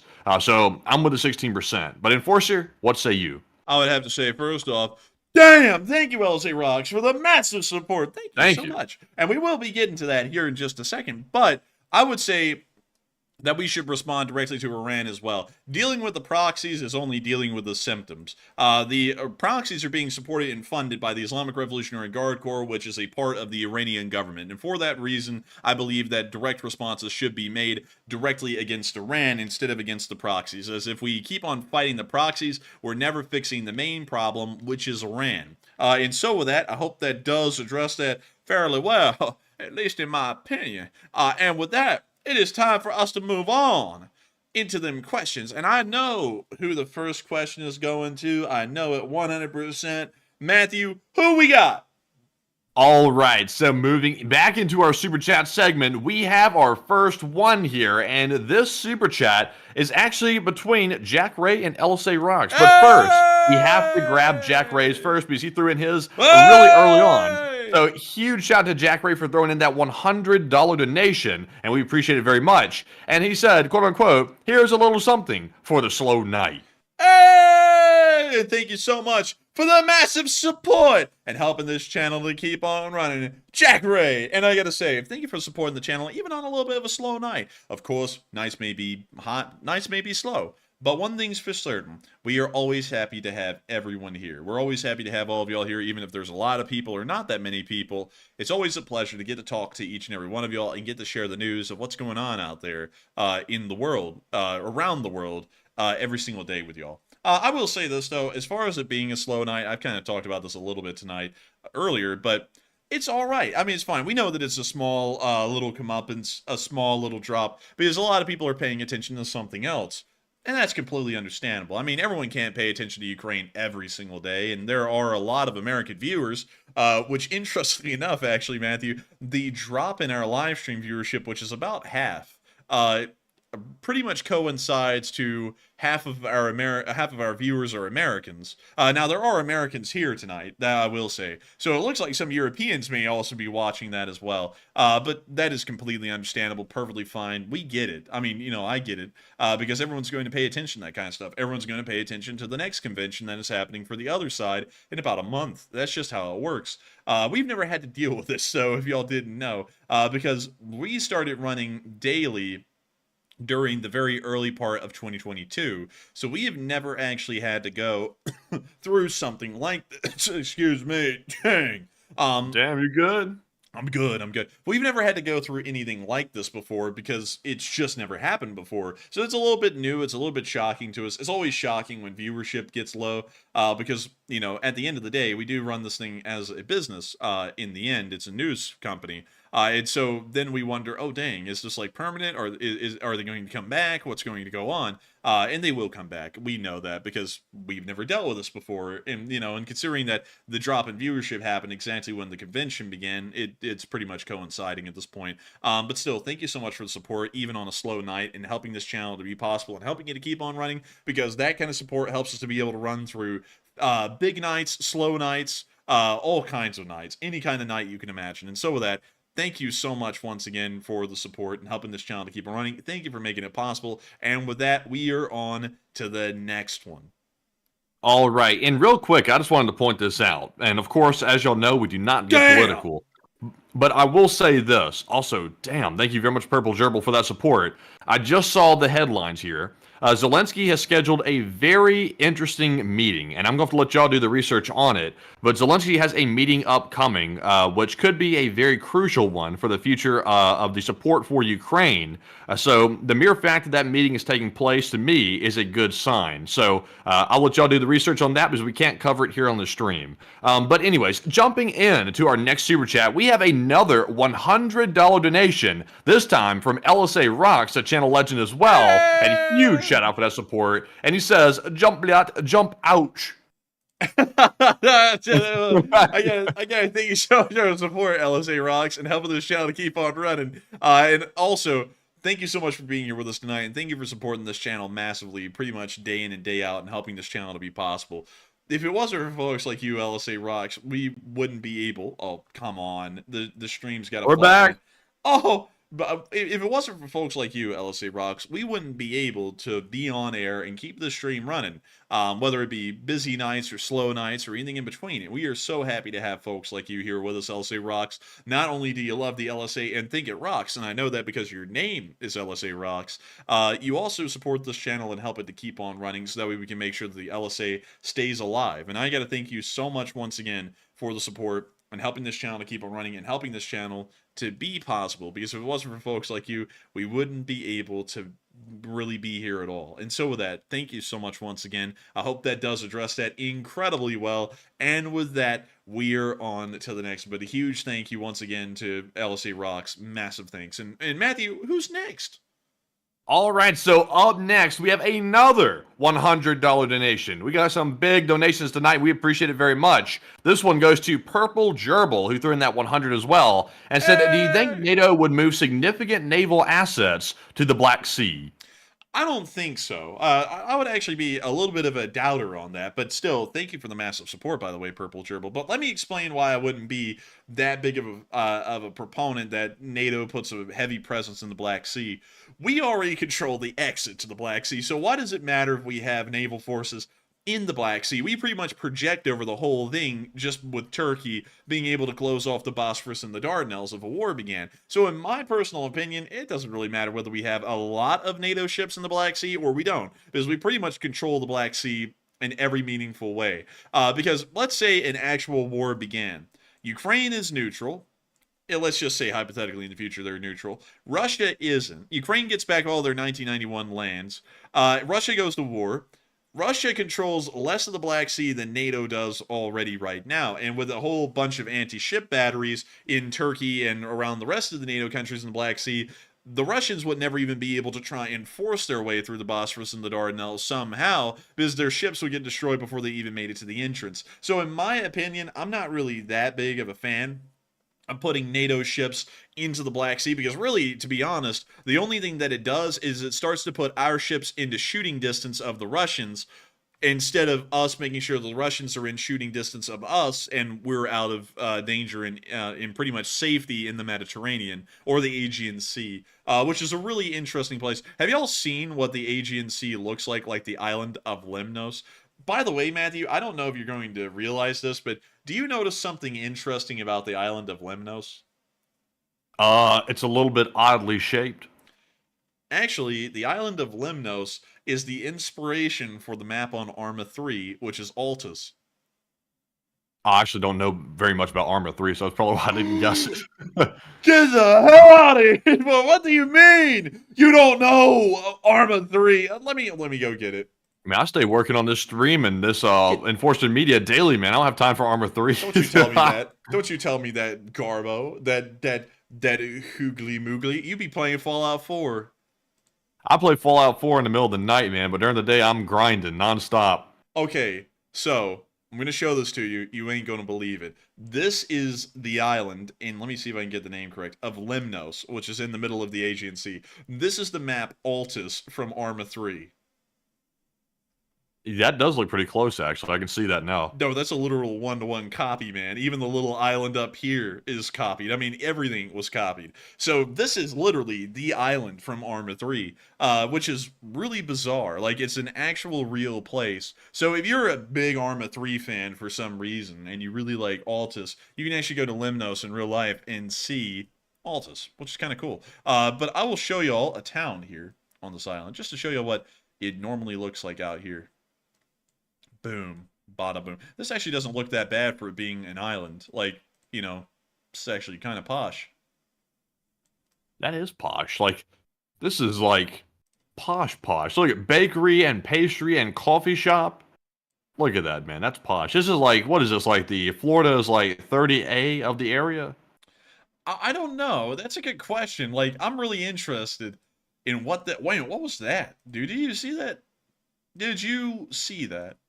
This is some kind of a graphic design place, like a It's print a shop. photo store. Bro, that AC up there though, it's going. I'm tired, boss. Like it's like, damn, dude, that thing is worn out. But let's see here. Let's see, we got a driving instructor here because of the little learner's license plate thing. Let's see here. What else do we have in this town? I can't read Greek, so it's a little hard. What is this? Man, we got that vibe chrome up in here, man. They vibing. But let's see here. We then have that. I don't know what any of this is because I can't read Greek. I like it though. Dude, we got a supermarket. Let's go. Man, that's a supermarket, man. That's a mini mart. That's a supermarket, my son. Oh man, have you heard of a mini mart? Oh man, forget man. That's too big for me. I just want the hot dogs. I just want them to be here for me. As he covers news. It turned out that they weren't there for him. It also, by the way, I'm so tired of asking, where is the hit piece? Like, I was told there was going to be one like 4 days ago. I still don't see one. Someone's got to tell this guy to get off his lazy ass and make the hit piece. He's got to hurry it up. Like, I got things to do. Bigger worry about, like his channel falling off. I think that's a much bigger problem. Yeah, he's got bigger fish to fry, like that one he ate in that restaurant the other night or something like that. He's got bigger fish to fry on that free vacation. But beyond that, Lemnos is Altus. No joke. So if you ever were wondering where did that map come from, it's from Lemnos. But anyways, with that, I hope that does address that little rabbit hole fairly well, and I thank you so much for the support, Purple Gerbil, and helping this channel to keep on running. I hope I was able to answer that question well about the whole Black Sea thing. That I'm generally just not a fan of our ships being there. I hope that was a very, very good explanation on it as to why, but still, thank you for the massive support. Thank you for helping this channel to keep on running, because if it wasn't for folks like you supporting this channel and helping us to keep this thing on air, we wouldn't be able to make this thing possible. And so a huge thanks to you once again, Purple Gerbil, for the support. And with that, we are on to the next one, and thank you once again. Also, just by the way, you know, I said the channel falling off thing. Here's why I say that. Losing hundreds of subs, like as we speak, losing hundreds of subs. And also, the live stream viewership is about 300. That's numbers right there that if I started a live stream tomorrow and nobody knew who I was, and I turned on the camera and stuff like that, and I put a catchy title, I could probably pull in 300 people, with being basically not known whatsoever. So that tells you the state of the union there in Hot Dog Nation. Hey, really, but anyways, really quickly speaking of that, because I had to go check that. Someone needs to tell him that the mustache ain't it. Like, I'm just saying, That ain't it, dude. Like, I don't know. Oh, hell no. Hell no. What the hell is that? Oh, my God. Oh my gosh. Man, what's he trying to look like, man? Like I think y'all know what that looks like. We can't show it on the stream. Don't show it on the stream, but I mean that mustache is kind of like that, that mustache, you know what I mean? Oh my goodness, dude. I'm just looking at it over here and I'm just trying to process that because that's a downgrade. Like, oh man. At that point, you just got to be clean shaven. Like, you can't look like that. Like, you're going to go around, you're going to have people hiding their children or something. That's not a good look. Like, something needs to be done about that. Like it just needs to take a razor to the upper lip and get rid of that abomination up there. My God. And losing hundreds of subscribers, actually, too. That is true. But what really got me, Matthew, was the mustache. Oh my God, man. Oh, so it said, looks like Stalin. No, like, does not. Stalin at least had a good mustache. That is a bad one. Wait, Destiny Edgington said the pervert mustache.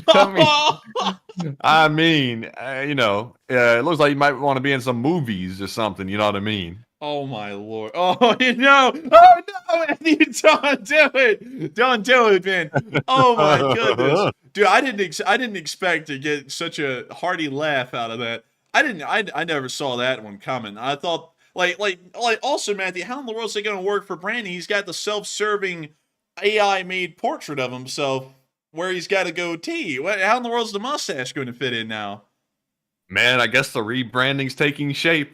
It doesn't look like the rebranding's going too well, though, because when you're losing hundreds of followers by the minute, that seems to indicate that didn't go too well. Dude, people got being so angry too, so vile toward one side or the other. That also doesn't help with your followers either. Man, I honestly think that it's not the politics that's running people away, because everyone knows what that whole thing's about. I don't think it's the politics that are running the subscribers away. I think a whole bunch of people got on and saw that the hungry caterpillar was taking a nap on his upper lip and took a retirement from the channel permanently. I think that's what really happened, because oh my goodness, that was so rough. Like, that was freaking rough. But anyways, enough laughing at that, because I could laugh at that all night. That is probably one of the funniest things I've seen happen for a while. I hope we get a new email talking about realigning our jaw or something, because one thing I'm going to say is I'm going to pin that guy down and shave that mustache on his face. It'll do him a favor. Like, really, it will. But anyways, with that, I hope that does address that the best I can. Thank you so much once again for the support. Thank you for helping this channel to be possible. And with that, we're on to the next one. All right, so with that, jumping into our next super chat here, this one goes to Andy L, who throws in a $50 donation. And huge shout out to Andy L for that very generous support. And while I almost choked there, trying to save myself, Andy says, this is for BC Skyman, in memory of your brother. And BC Skyman is my friend and a huge supporter of the Enforcer and Enforcer Matt. And also, yes, indeed, a huge condolences to BC Skyman, because I did hear that unfortunately his friend and also brother had passed away. So very upsetting news. I saw that today, and I gave BC my condolences as well on the video that he uploaded today. So I was very disheartened to see that. And also, may he rest in peace. But Enforcer, what say you? And I got to say that is incredibly unfortunate to hear. My condolences go out to BC Skyman. He has been an amazing part of this channel. He's been a friend of ours for as long as this channel has been running. Always an amazing person in the live chat. Everyone loves to see him. Everyone loves to talk to him. And I hate to hear that his brother passed away today. That was incredibly unfortunate to hear. And I thank you as well, Andy L, for giving out some condolences to BC Skyman. I hope everyone on the live stream gives out some condolences and some prayers and some thoughts to BC Skyman, because I'm sure that it's a difficult time. It's always a difficult time to lose a family member when they pass away, and I hope that many people wish BC Skyman the best and do nothing but cheer him on and have some kind words for him when he returns back to the stream. But of course, naturally, he'll be taking some time away to make sure to mourn the loss, which is very understandable. That's incredibly unfortunate to hear. And I hope that does address that well, but a very, very sad thing that happened for BC Skyman. But still, thank you for the support, Andy L. Thank you for helping this channel to keep on running. And with that, we are on to the next one. All right. And our next super chat here is going to go to Anthony Wilson, who throws in a $20 donation. And thank you very much, Anthony, for that support. He said, Putin and also, by the way, we're going to jump here to a bit of a comedic super chat off the unfortunate news here. Unfortunate news and right into a meme, but go ahead. So I'm going to actually save Anthony's for just a moment because I think it might shake things up a bad way. So Anthony will come right back to yours in a minute. But we have a $20 super chat from F Russia, who says, have you seen the Netflix documentary? Watch the quote unquote the bomb and the Cold War on Netflix. And if so, can you say your thoughts on it? I thank you so much for the support, F Russia. I have not seen that documentary. I will let you know though that I actually watched something with a little bit of a similar name, and it was a movie called Doctor Strangelove: How I Learned to Stop Fearing the Bomb and to Love It, or something along those lines. I know someone, Matthew, who is very tied in with this channel, actually is a really big fan of that movie, apparently, because their name their name on a different platform, Matthew, if you know what I mean, is an homage to one of the characters, because their name was Colonel Ripper. And I'm thinking you're getting an idea, Matthew, of who that might be. Yeah. But one thing, man, that was really interesting about that movie. Now, this isn't the documentary you're talking about, but I will talk a little bit about this movie. Is the main thing that started off the nuclear holocaust that pretty much went down in the movie by the end was that a crazy bomber wing commander called Colonel Jack the Ripper, like no joke, that was his name in the movie, ordered his bombers to begin attack Plan R, which was this like last ditch contingent plan for the bombers to just go on their way, bomb everything in the Soviet Union. Because the movie was made at the time when intercontinental ballistic missiles weren't really fleshed out entirely, so the bomber forces still carried a lot of our nuclear arsenal in the skies, and were ready to go at any given moment. But anyways, the guy sat there in the movie. Keep in mind, this movie was made in the early 60s. I think it was like 1961 or 1963. And he was talking about, Mansley, do you realize that they put fluoride in the water?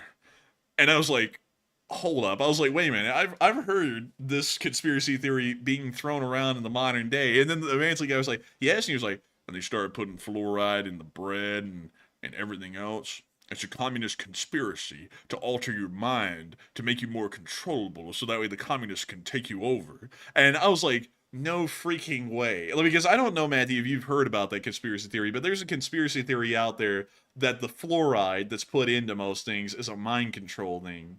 And I was like, there is no freaking way. Fluoride's actually bad for you, but I don't think it controls the mind. well, fluoride helps to whiten the teeth, and also they say it helps fortify a diet. That's why in America we actually have a specific law that requires that all bread, also the United Kingdom has this as well, all bread be fortified, meaning that they have to put in specific minerals and nutrients into bread. And so that way, no matter what kind of bread you're eating, you are getting some nutritional value out of the bread. There's actually a law in place to make sure that that is the case.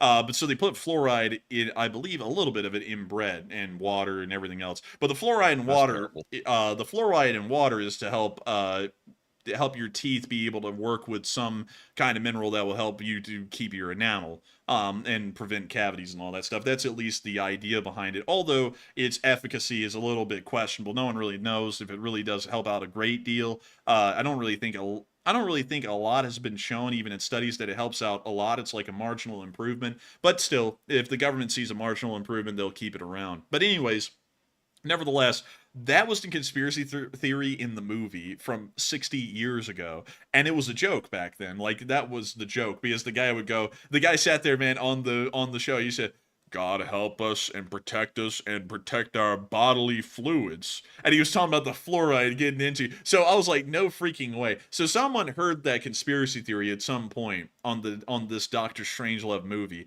And what would be funny if we made that a modern day conspiracy theory and people just ran with it, and people did. I'm guessing that's how that conspiracy theory came around. But anyways, with that, I cannot say that I watched that documentary, but I did watch Doctor Strangelove, and it was a very interesting movie. I can see why some people find it funny. It was a little bit weird, though, like at some points. But it was also really funny, too. So with that, I hope that does address that somewhat well, because sadly, while I haven't seen that documentary, I saw something with a similar name to it. And so with that, thank you so much once again for support. I hope that does address that well. And with that, we are on to the next one. All right, so we're now returning to Anthony Wilson's $20 super chat. He says Putin and Schlim. I actually can't say that part. I actually cannot do it. It says Putin and. Go ahead. Excuse me. I'm just going to read the entire live chat. I mean super chat. Sorry. Putin and Schlim Dong Un walk into a bar. They push each other's stool in so they can reach the counter. They both order a tall glass of marmot juice with a side of succulent plums. They are both allergic to marmot juice. LSA. And hey! LSA, baby! And of course, we got the mention of a marmot, which is, by the way, Persian. It is a village in the Kuchkik rural district in the central district of Sari County, Mazandaran province, Iran. At the 2006 census, it had a population of 1,712 people and 404 families. Wow, that's interesting. Now it's time to get to the real marmot. I want the real one. Dude, they added a new picture. That one looks like it's yelling. What are you doing? What are you doing? What are you doing in my swamp? But anyways. Oh. Hey, look at that. It's Alan. Alan. Hello. Oh, man. Alan's getting so much attention. Could I have one viewer? Just a morsel? I'm going to farm your subs. Bastard so lazy. He doesn't even farm the subs. It's like, what are you doing? It's like, come on. We got news we're running here. Hurry it up. But anyways, oh man, I'm very unpredictable. One day I could be the victim. The next day I could be the bully shoving you in the locker. Oh man, I'm gonna put on that Letterman jacket and run around like the high school yard bully. Oh man, but once they fight back, oh no, pull out that victim card out of the right pocket. You didn't see this coming, Jack. Look at this. Rules for thee, but not for me. Dude, that's the standard. Terrible. And what does the marmot say? You'll do what you're told. Hey, it's the classic words. Man, I'm telling you what. I gotta say, I love it. We love Alan the Marmot. We love Alan. We love Alan. It is a beautiful, precious marmot. And I gotta thank you so much for the support, Anthony Wilson, and helping this channel to keep on running. And not only that, showing us this amazing marmot. And I gotta say, thank you so much once again. I hope that does address that incredibly well. And of course, if it wasn't for folks like you, Anthony Wilson, we wouldn't be able to keep the LSA alive for the marmot to live another day. And so with that, LSA, baby! And thank you once again for the support and helping this channel to keep on running. And with that, we are on to the next one. And up next, huge shout out to Andy L. He threw in two $20 donations with no comments attached. But of course, thank you very much, Andy, for the combined support tonight of about $70 or $80. Huge shout out to you for supporting the channel so largely, so often that is. And we appreciate it, seriously, very much, because it helps keep us running. But Enforcer, what say you? I gotta say a huge shout out to you, Andy L. You didn't throw in a comment, but we know that you enjoy this channel greatly and are supporting it to help it to keep it running. And I gotta say a massive thanks to you once again for making this channel possible, helping it to keep on rolling, because if it wasn't for folks like you, we wouldn't be able to be here every single day and every single night getting to cover this news, which is an absolutely incredible thing that all of y'all give us the ability to do. And so with that, thank you so much once again. I gotta say this, Matthew, this is really bizarre. Like, I don't even know what's going on here with this. We got to a peak tonight of 4.4 thousand live viewers, according to YouTube right now. They'll update it later, and we probably got up to 5, maybe. But so far, 45,000 people have watched the stream, which would honestly suggest that we got a live stream viewership up in the 6,000s, which is really weird. The numbers aren't being reported correctly, because the average view duration is about 15 minutes. 45,000 views, but only that 4.5 thousand peak concurrent viewers. I think YouTube might be still having a reporting issue, because that makes no sense at all. That, according to the numbers, we've had a normal stream tonight, according to the total viewership numbers, but yet the live stream viewership isn't reporting as high as it usually is. Honestly, see, it's honestly even better than a normal night in some instances here in these numbers. Like, Let me see if the YouTube control room will load. Oh, great heavens. You know what? We're just going to not wait for that. But beyond that, it's really weird. But still, even if it is a low night or a big night, because we can't even tell by the YouTube stats right now if it is or isn't, we still thank you greatly for being here with us tonight and supporting this channel and helping it to keep on rolling, because you're always here and always helping this channel to keep on running. And so with that, I hope that does address that incredibly well. And with that, we are on to the next one. And also, I see someone saying that YouTube changes are coming. I wish they would stop changing stuff around, to be honest with you. Like, I like it when they put new, like, neat features on here, but the problem is, it seems like anytime they add something new, it causes something else to break, and then they have to, like, spend all, like, weeks fixing it, figuring out what the problem is, and it's just, it's really honestly hell for streamers to try to, like, work through that. Yeah. But anyways, with that, we're moving on to our next one here. And this one is going to go to Dumb Wabbit, who puts in a $20 donation. And thank you very much, Dumb Wabbit, for that support. They said, just FYI, and I like this word, defenestrate is the correct term for being A, thrown through a window, or B, being dismissed from a position. And I like the thought of defenestrating Putin. And please take a live chat question. And Dumb Wabbit? Yeah, silly, stupid. I'm just kidding, but still, thank you so much for the support. And that is an interesting word, defenestrate. Thrown through a window or being dismissed from a position. I do like that. I find that to be an interesting idea with Putin, to remove him from his position. Now, of course, we wouldn't advocate violence or anything, but if in the process of being removed from his position, he fell out a window, I don't think anyone would be missing him. You know what I'm saying. Man, you sound like that CIA director when they asked him, do we meddle in the country elections, foreign elections? And he said, Man, I was sitting there when I saw him say that, I was like, man, you know we do. I was like, just say it. It's like we do. I mean, that's what everyone does. You just got to be better. Simply put, you know what? You don't like us meddling in the affairs? Why not make your election a little bit more secure? So that way we just can't slip in. But if you make it a little too secure, then we'll just coup you. But anyways, with that, I hope that does address that well. I say that with confidence because I really do believe that the CIA does pretty good, because one of the former directors of the CIA, he watches the show. And so with that, thank you so much once again. I hope that does address that well. And we are on to the next one. And our next super chat is going to go to Destiny Edgington, who puts in a $20 donation. And thank you very much, Destiny, as always, for that support. They said, the Pimp Marmot is hilarious, and will he greet us tonight? And, really? Will he? I don't know. Let me go to Canada. Bring him out. Man, I wish we could play some, like, music, like that I'm thinking about, but I can't because it's copyright. We don't want to get in trouble with the YouTube overlords because they seem a little jumpy right now. But, hello, bitches! Hey, it's the Hello Pimp Marmot! there, Governor. Hey, hello there, Pimp. Would you like a hoe? Or better yet, would you like a hot dog? Aw, man. I got a little bit of an upgrade. It was an offer I can't refuse. Aw, man. I just noticed that he pre-made 5 hot dogs on that table. You know how unsanitary that is? Like, the health inspector came along, he would shut down the whole hot dog stand. Dude, I think the hot dog stand is about to shut itself down with how badly it's doing. Like, I think, you got customers running away. Oh, man, nobody's here for me, but they're here for the glizzies. Aw, man, they're going to embolden me to finally get off my ass and make that hit piece. Aw, man, I'm really going to get him this time. I'm really going to get him.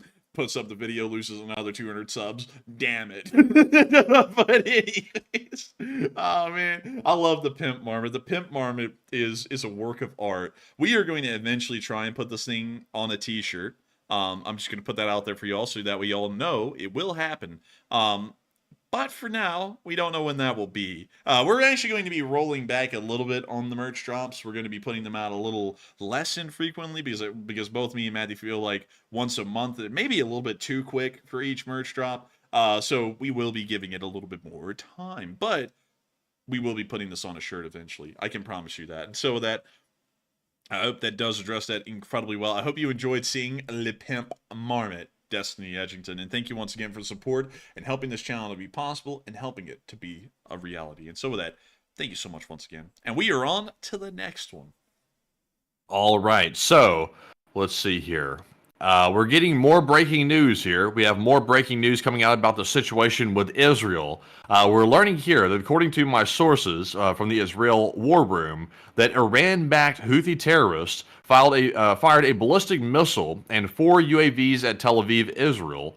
And the Army radio reports via Al Arabia that U.S. forces intercepted the 1 missile that was fired by the terrorists and 3 of the UAVs. But it looks like that 4th one struck Tel Aviv, and that's where the 1 person was apparently killed and several others were injured. So it looks like the U.S. Army really came in strongly on this one. I'm really curious, though, like, once again, the same question as I had in the beginning. How come Israel did not take down the other stuff? Why was the U.S. Army doing it, considering the strong and robust air defenses around Israel? Very curious. But Enforcer, what do you say? I would say they probably shot it down because it went through Jordan first, so they were probably the ones to get the first shots at the air targets. But what is really weird is that Israel didn't shoot down the 4th one. We know that Israeli air defense is practically impenetrable from a modern-day sense, considering the massive drone and missile attack that was conducted, even with coalition actions taking down a good bit of those air targets. Israel destroyed almost all of them that did enter Israel.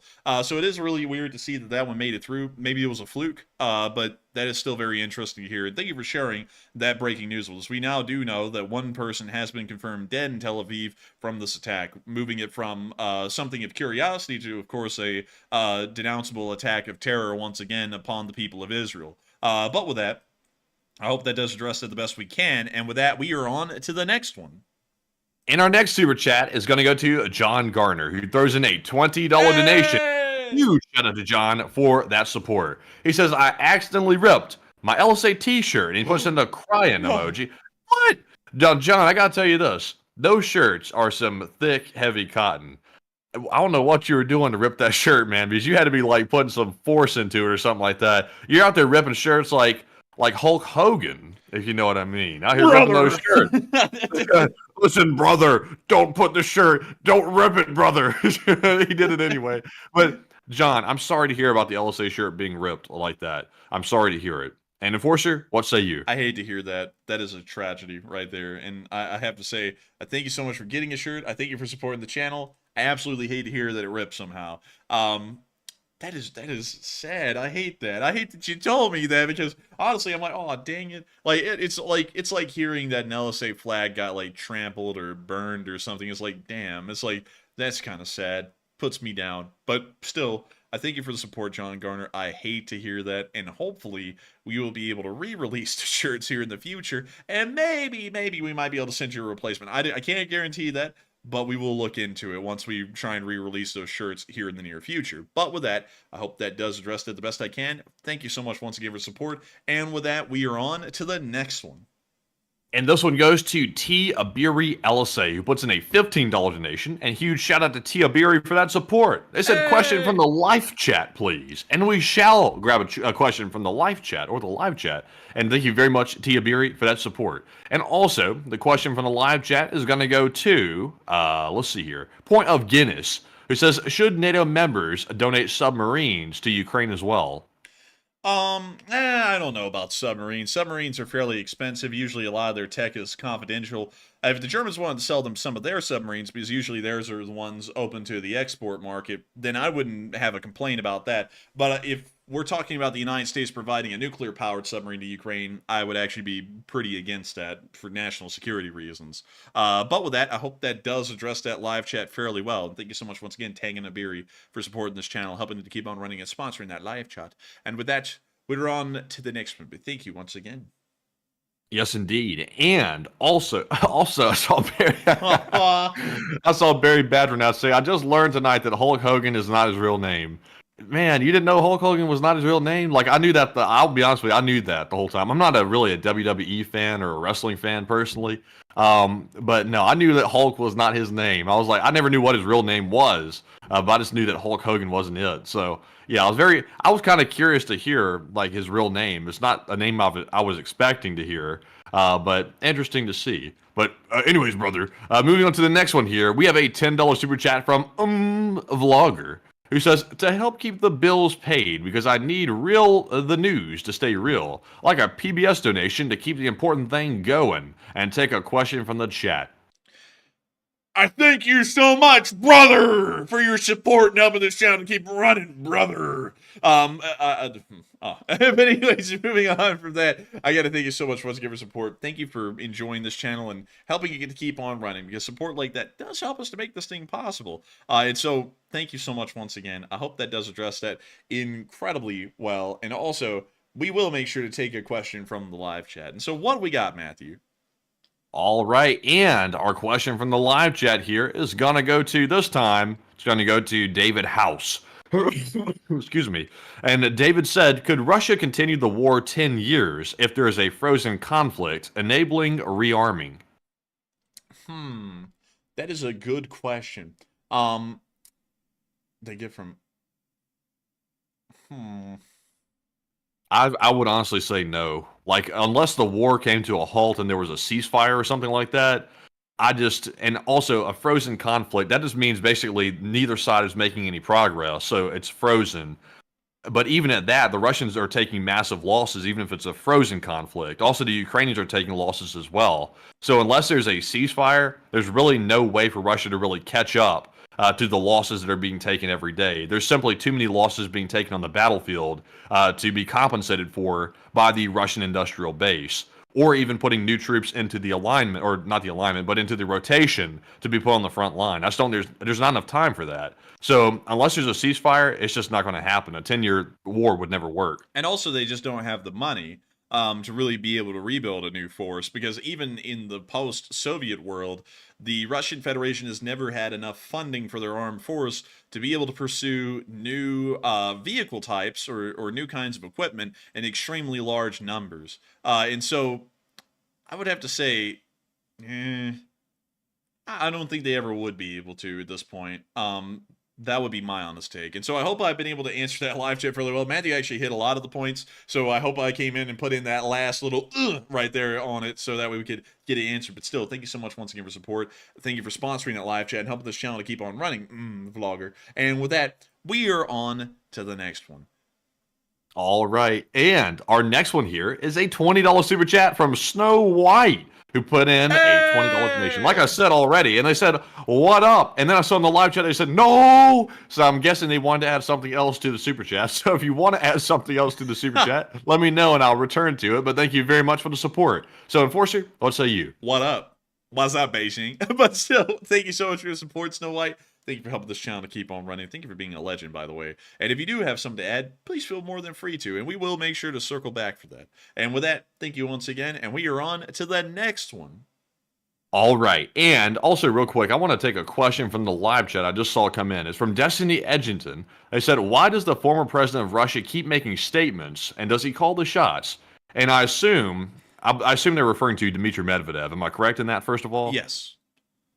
So the way I see it is Dmitry Medvedev is like the bad cop to Putin, believe it or not. Putin thinks of himself as the quote-unquote good cop, believe it or not. He's obviously evil, but he thinks of himself as the good cop, and Dmitry Medvedev is the bad cop. So whenever Putin wants to make one of his unhinged statements, instead of Putin saying it himself, he brings out the anger translator, Medvedev, to say it for him, make the crazy statement about wanting to nuke the whole world and blow it up, and then he puts Medvedev once again right back in the closet once he's done using him as the anger translator. So he doesn't call the shots, certainly not, but he's there to be a loudmouth.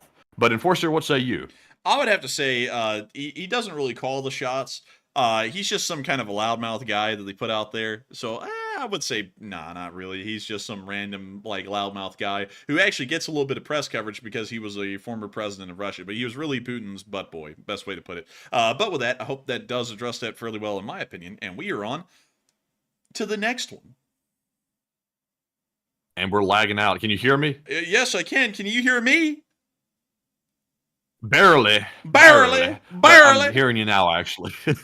I'm hearing you now. So with that, we're jumping into our next super chat question, and this one goes to CK Bold, who puts in a 5 and says, take a live chat question. And thank you very much, CK, as always, for the regular support, and we appreciate it very much.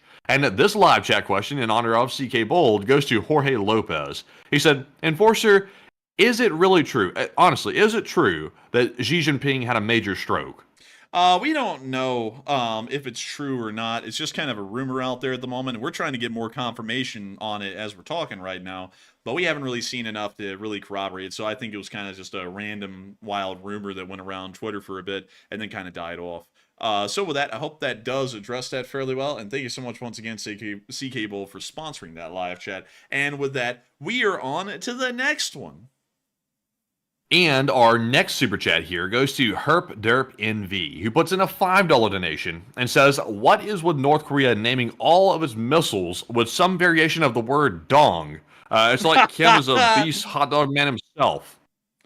I would have to say the reason why they name them that way is because the names actually have reason in the North Korean world. Let me go pull up the Hwasong 18.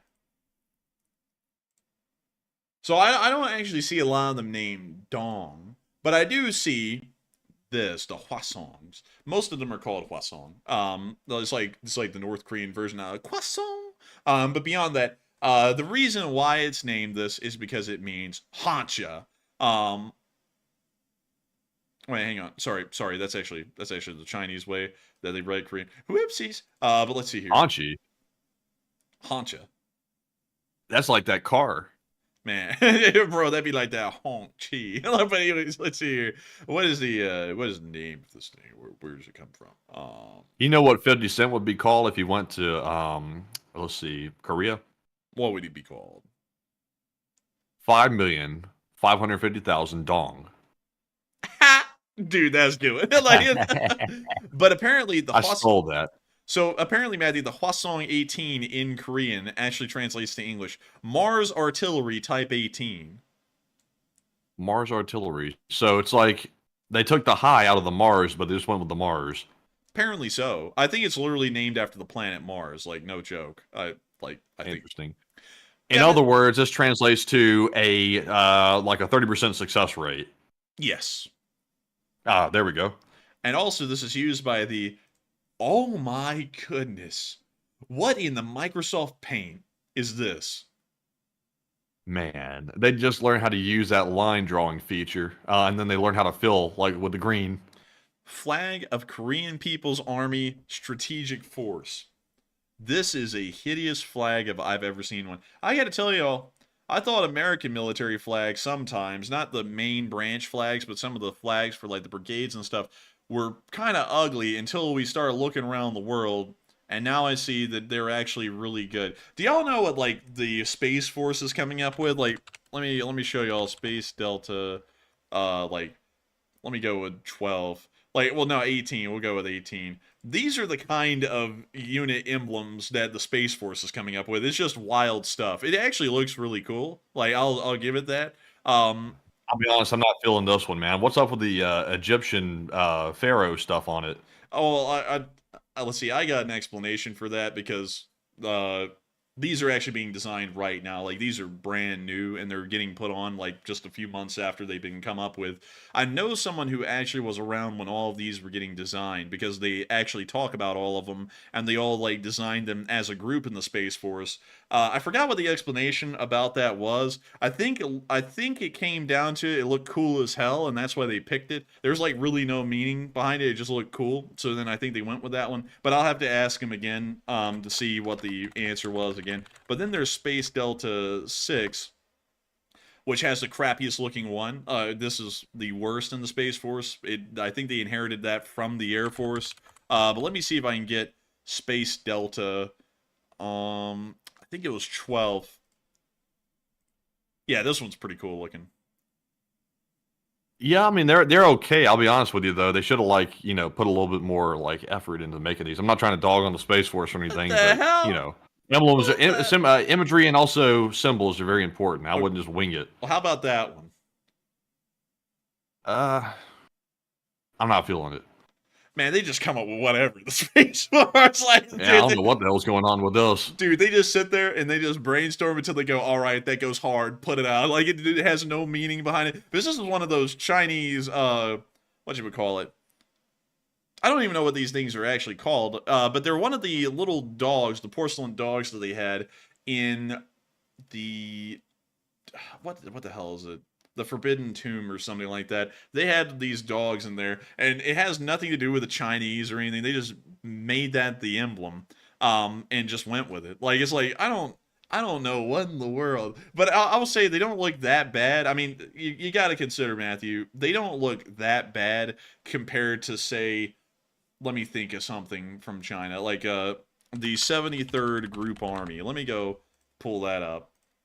That. I mean, they're pretty much on par with one another. This is hideous, though. Like, that green, dude. Like, what is that? It's what is it? Oh, it's ugly. Yeah, like, yeah, it's ugly. It's hideous. Let me see. Dang, man, I don't really have a lot on the 73rd Group Army.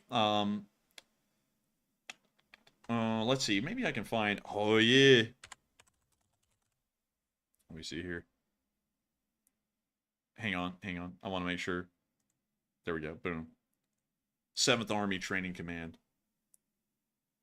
what the hell? Maz looked up. I was trying to look at this news that was coming in. I looked over and I was like, I thought you were looking at Tetris or something, but this is an actual insignia. Yeah, this is an actual insignia of the 7th Army Training Command. Huh. Well, they I guess I really, if we're looking at this from an artistic perspective, like, you know, all the art community loves to see like deeper meaning into stuff. This really puts forth the progress in motion, like in this image right here. They were really thinking about, you know, elementary building blocks and, you know, forward production and training and teaching and learning. And they need a lot of learning for this. They do. They really do. And let me see if, oh my goodness. Wait, hang on. What? As of May 2023, 21st Theater Sustainment Command consists of the following. Joint Multinational Ukraine in Yavoriv, Ukraine.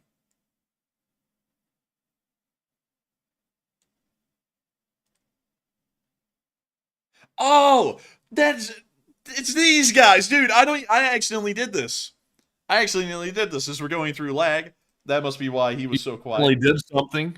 So, if you look, Matthew, the 7th Army Training Command, which its headquarters is in Grafenwohr in Germany, one of its commands, well, one of its areas that its command is in, is the Joint Multinational Training Group Ukraine in Yavoriv, Ukraine. And? It's in Ukraine. What's shocking about that? This is the unit that's in Ukraine. Like, that's what's shocking about it. I just found it at random. Like, this wasn't even the one I was looking for. Huh. Well, yeah, that's true. I mean, you know, it's in Yavoriv. It's right here. It's in this town. Yeah, I thought we knew there was a training group already there. Yeah, but I didn't know which one it was. I didn't know it was the 7th. Like, I just kind of randomly found it. I thought that was kind of cool. I mean, it's cool that you found that. Yes. Okay. But anyway, I don't understand it. I'm still trying to latch on here, but I'm not understanding. Thank you so much for the support. Now the channel keep running. And with that, we're on to the next one.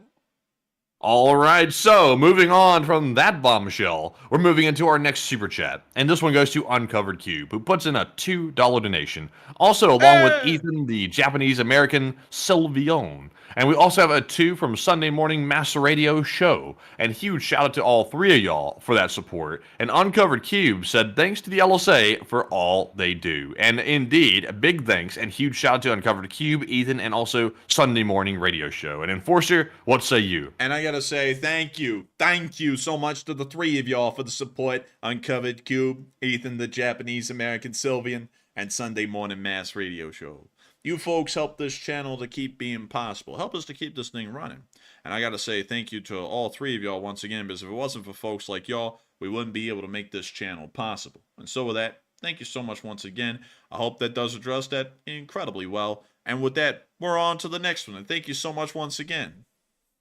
Yes, indeed. And also, good night to Snow White, who said, night. I'm getting a real Alabama accent. And good for you. Good for you. I don't know at this point if I have an Alabama accent or not, because some people say, oh, you sound sort of like a neutral accent, like not really Southern. And then some people are like, man, you sound so Southern. And I'm like, I don't know which one it is at this point. But anyways, good night to you. But anyways, moving on to our next super chat here. We have a $2 donation from Russ Rizzo, who says, would you sell a Warren Enforcer shirt? Yeah, I mean, maybe, you know, like, I don't know why anyone would want I wouldn't sell a Warren Enforcer shirt. I'd be worried about somebody getting it and then trying to get my, like, DNA or something off of it, or, like, a hair follicle or something. I didn't Man, think of the that. Russians be wanting a Warren Enforcer shirt real bad. You know what, Matthew? It's time to hire someone that carries around a briefcase, so when we have to crap in public, they go into the bathroom, they take the crap. You know what? You're scaring me. You're scaring me, Matthew. So you weren't thinking about that, were you? You're about to sell a Warren Enforcer shirt. What you're really about to sell was your DNA. Man, I'm scared. Get the hell away from me! But still, thank you so much for the support, Russ Rizzo. Now I would say no, but before that, I wasn't that against the idea. But with that, thank you so much once again for support. I hope that does address that well. And with that, we are on to the last super chat. Actually, we are on to the second to last super chat of the night. And so what do we got, Matthew? So this one goes to Ben Ite, who puts in a $10 donation. And thank you, Ben, once again, for that support. He says, LSA, serious furniture moving around tonight on the drone clips, and I think I saw a wad of feet fly by. Interesting, Ben. I would have to say, I don't think I saw a wad of feet fly by. I think I saw a big trailer hook slamming that guy in the chest. He went, ooh, or something like that. So, serious furniture is moving around. I saw an ottoman. And so with that, thank you so much once again for support. I hope that does address that well, Ben. And thank you once again for enjoying this channel and helping it to keep on running. And with that, we are on to the next one. And thank you once again. And also, yes, indeed, and huge thanks to you, by the way, Ben. And also, I saw Avari Mendebratis say, both of you sound like Houstonians or Dallosites.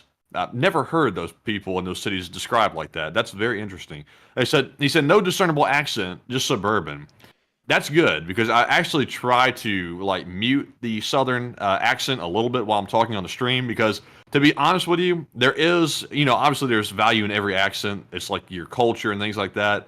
But in reality, though, a really deep Southern accent does not do well when you're trying to appeal to a mass amount of people. You got to try to like mute that as much as possible, because it can get a little bit distracting. And even I know that. And I had a very deep Southern accent, like for example, when I was in high school. But now it's more muted, and I try to like put more inflection in the voice and things like that to try to mute it. But I'm glad we sound not discernible, though, because that's a good like a reporting voice sound. But Enforcer, what do you think? Do you have a good reporting sound? I would have to say, I think I have a fairly neutral accent, and I thank you for saying that, because generally I just kind of made mine that way, because we both had really strong Southern accents growing up, and I eventually got out of mine. But of course, you have a Southern accent, Matthew. It's natural. When we live in the Appalachian Mountains like we do, I'm actually planning on writing a book and releasing it about how I grew up and lived in the Appalachian Mountains and about Appalachian mountain culture. Because one thing that was really interesting, I actually heard someone really lately. Now, I'm not, you know, some people are going to be thinking, hey, what the hell are you talking about? Hey, I'm not going there. Y'all, I know what people are going to be trying to say. I'm not going there. But I heard someone from Middletown, Ohio, claimed that they were from the Appalachian Mountains. Now, I generally avoid correcting people or making a big deal about stuff people say, but the Appalachian Mountains is all the way over here in the eastern area of West Virginia. From what I understand, and I could be wrong, this town ain't near mountains. Now, I'm going to drop us down in the road outside of this town, and we're going to see, are there mountains around here or not? Looks flat as shit to me. I'm not seeing a single mountain around. There was a sign right there that said start, and it had an arrow on it. Did you see that? Oh, look, skydiving. Start skydiving. Oh, that's actually pretty interesting. So hold up. Let me just get this straight. Let's drop down here. Not a damn mountain in sight. I knew it. That's what I thought. All right? I just got to say this. I got to say this, folks. I don't like when people claim they're from places that they're not. I will put that out there right now. Like, we are from, like originally, Matthew and me are from Lower Alabama, called L.A. And we're specifically from the little town of Wetumpka, Alabama. That's where we're from. And it is just lower Alabama. That's what it is. But it's just really interesting to hear people say things like, "Oh, I'm from the Appalachians." It's like, are you though? It's because that would be like me saying, "Yep, I saw the shrimp boats go out every day." It's like, no, I didn't. I lived on a river. I didn't live near the ocean. But anyways, with that, Man, have you ever been to LA? Have you ever been? man, I have, and it looks like hell down there. Like it looks like hell down there in Lower Alabama. I've heard the real LA. And also, if you don't know, LA, Lower Alabama. Yeah. That's what some Alabamian people say. It's not Los Angeles. I've heard that Los Angeles and Lower Alabama are pretty much neck and neck when it comes to like quality of life at this point. But anyways, beyond that bombshell, we're moving on to our next super chat. And this one goes to LSA Dragon, who puts in a $2 donation and says, LSA, new sub, I love the channel. And also, we're glad to have you. And you changed your username to the LSA already as a new sub? Thank you. That's an honor. Thank you very much for the super chat as well. And I got to say, thank you so much once again for the support and helping this channel to keep on running. Thank you for making it possible. And thank you for being a new sub. Welcome to the Lee Spring Army. And I hope that you're here to stay. And so with that, thank you so much once again for support. I hope that does address that incredibly well. And with that, it is time for us to move on into those live chat questions. And we got loads and loads of live chat questions. Let me count them. We have 5. I'm not kidding. We only have 5. I actually thought it was a lot more than that. So we are going to be addressing all 5 of them, and then we're going to be rounding out the stream for tonight. So Matthew, what do we got? All right. So our first live chat question here is going to go to, let's see here, Howard Turgell, who says, who is next in line if Xi Jinping has a heart attack or a stroke and suddenly passes away? Who's going to take over in China, and is that person going to be worse or better? You would think that would be a straightforward answer, but I cannot give you one because there are so many bureaucrats in China that could end up becoming the next leader of China that it would be impossible to say who it would be. Because Xi Jinping was never supposed to be the leader of China. He was a lowly bureaucrat in Beijing when he first started, and he somehow, through brutal cunning and planning, and being a bit of a cutthroat, climbed his way to the top of the government and ended up becoming the president of China. So we actually don't know who it would be. It could be anyone. Because even when Xi Jinping rose to power, I think it was in 2012, he was relatively unknown. No one knew who he even was. He just climbed out of the lower Politburo and straight up into the actual presidency of China. So we don't really know who it would be. It could be anyone in the Chinese government at this point. It's kind of a bit of a toss-up. We would really just have to wait for the smoke to clear, see who's in charge, and then figure out who they are at that point. So sadly, I can't even really answer that question all too well. And with that, we are on to the next one. All right, and our next one here, our next live chat question. This one is going to Jorge Lopez. He says, any more news about NATO ships moving to the Black Sea? We haven't heard any at the moment. It seems as though Black Sea activity is a little bit quiet, even on the Russian end. The sea is pretty much empty beyond commercial traffic at the moment. But with that, I hope that does address that somewhat well, Jorge. And with that, we are on to the second to last question of the night. And this one is going to go to Quantum Fighter, who says, what about all the resources that they get from Africa, Syria, and Venezuela through the old Wagner network of shell companies? That is a good question, but the amount of resources that the Russians get, particularly from Venezuela is an oil country, so Russia really doesn't get much from them because it's an oil nation, and Russia doesn't really need oil. They have too much oil, and they're trying to sell theirs. As far as it goes for, say, Africa and Syria, there's not really a lot of resources to get out of Syria at the moment. Not really that much. And out of Central Africa, not that much either. They might be able to get some money from the enterprises that they're conducting there, but even then, that money is not a lot. Maybe about $1 billion a year or less, but still, just not that much. It's not that big of a deal. But with that, I hope that does address that well, Quantum Fighter. Very good question. And also, we have one more super chat to address. So what do we got, Matthew? All right, and Papa Kenny's Workshop throws in their 5th ever super chat on a live stream, and this is a $10 donation, and huge shout out to Papa Kenny's Workshop. He says, what are the arrows on the Ukraine map? These arrows are showing way back in the summer of 2023, last year, what advances the Ukrainians were attempting to conduct at that time. Which is really wild, because if you look at the frontline map, you can actually see that way back in the summer of 2023, the Ukrainians were attempting to cut off the Russian front at Krasnoyarivka, and that was a year ago now. And the Russians have moved about 3 or 4 miles from there now in a year. So very, very slow progress. I'm going to remove these arrows eventually because they're really dated in what they're showing. They're a year old now. But that's what the lines show. And I got to thank you so much for the support, Papa Ken's work. And thank you once again for helping this channel to keep them running. I hope I was able to address that incredibly well. And with that, y'all wouldn't believe it, but we are on to our final question of the night. And so, who was the lucky last person to throw the lucky last question of the night? And that viewer is David Long. He says, I heard that North Korea was sending 20,000 troops to aid Russia. And have you heard anything about specific numbers, or could you confirm that this amount of troops, meaning 20,000, might be accurate heading to Russia? We don't know an exact number. We've heard that there's going to be a brigade. Usually a brigade is somewhere in between 3,000 to 6,000 strong, depending on the type of brigade and its unit structure. We don't really know a lot about how a North Korean engineering brigade is structured, so we don't really know how big it is, but it's somewhere in between 3,000 to 6,000 people. 20,000 sounds a little bit overly high. It most likely would be some kind of a division. Well, the division, that might be a little... Well, no, actually that would be a division. Yeah, that sounds like a division-sized unit, which I would doubt that the North Koreans are sending an entire division. They're probably sending a brigade, and then they're going to see how that brigade performs, and if it performs well, he might send more. But for now, I think it's most likely just going to be an engineering brigade, and that's going to be it. But with that, I hope that does address that incredibly well. And with that, we have reached the end of tonight's stream. I've got to thank you all so much once again for watching. It's been an absolute honor and a pleasure to get to run this stream for all of y'all. Weirdly enough, while only 4.4 thousand people were here at the peak of the stream tonight, which is wildly low compared to the normal amount we have, somehow more people watched overall.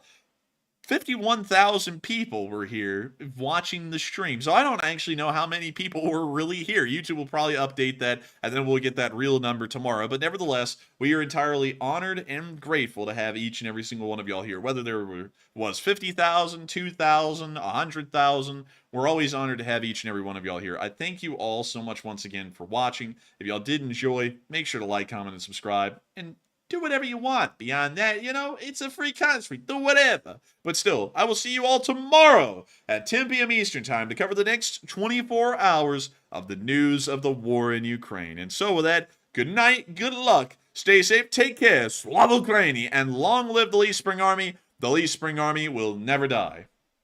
And with that, thank you all once again for another great stream tonight. And like the Enforcer said, it turned out to be actually a normal stream when it comes to viewership. Weirdly enough, I'm not sure how that happened, but we appreciate you all joining us tonight. And be sure to join us tomorrow night at 10 p.m. Eastern as well for the next night of news. And also, if there's enough news to cover midday, the Enforcer will see you all midday tomorrow for the short war summary. But with that, thank you all for watching. Slava Ukraine, Heroem Slava, and get some rest and good night.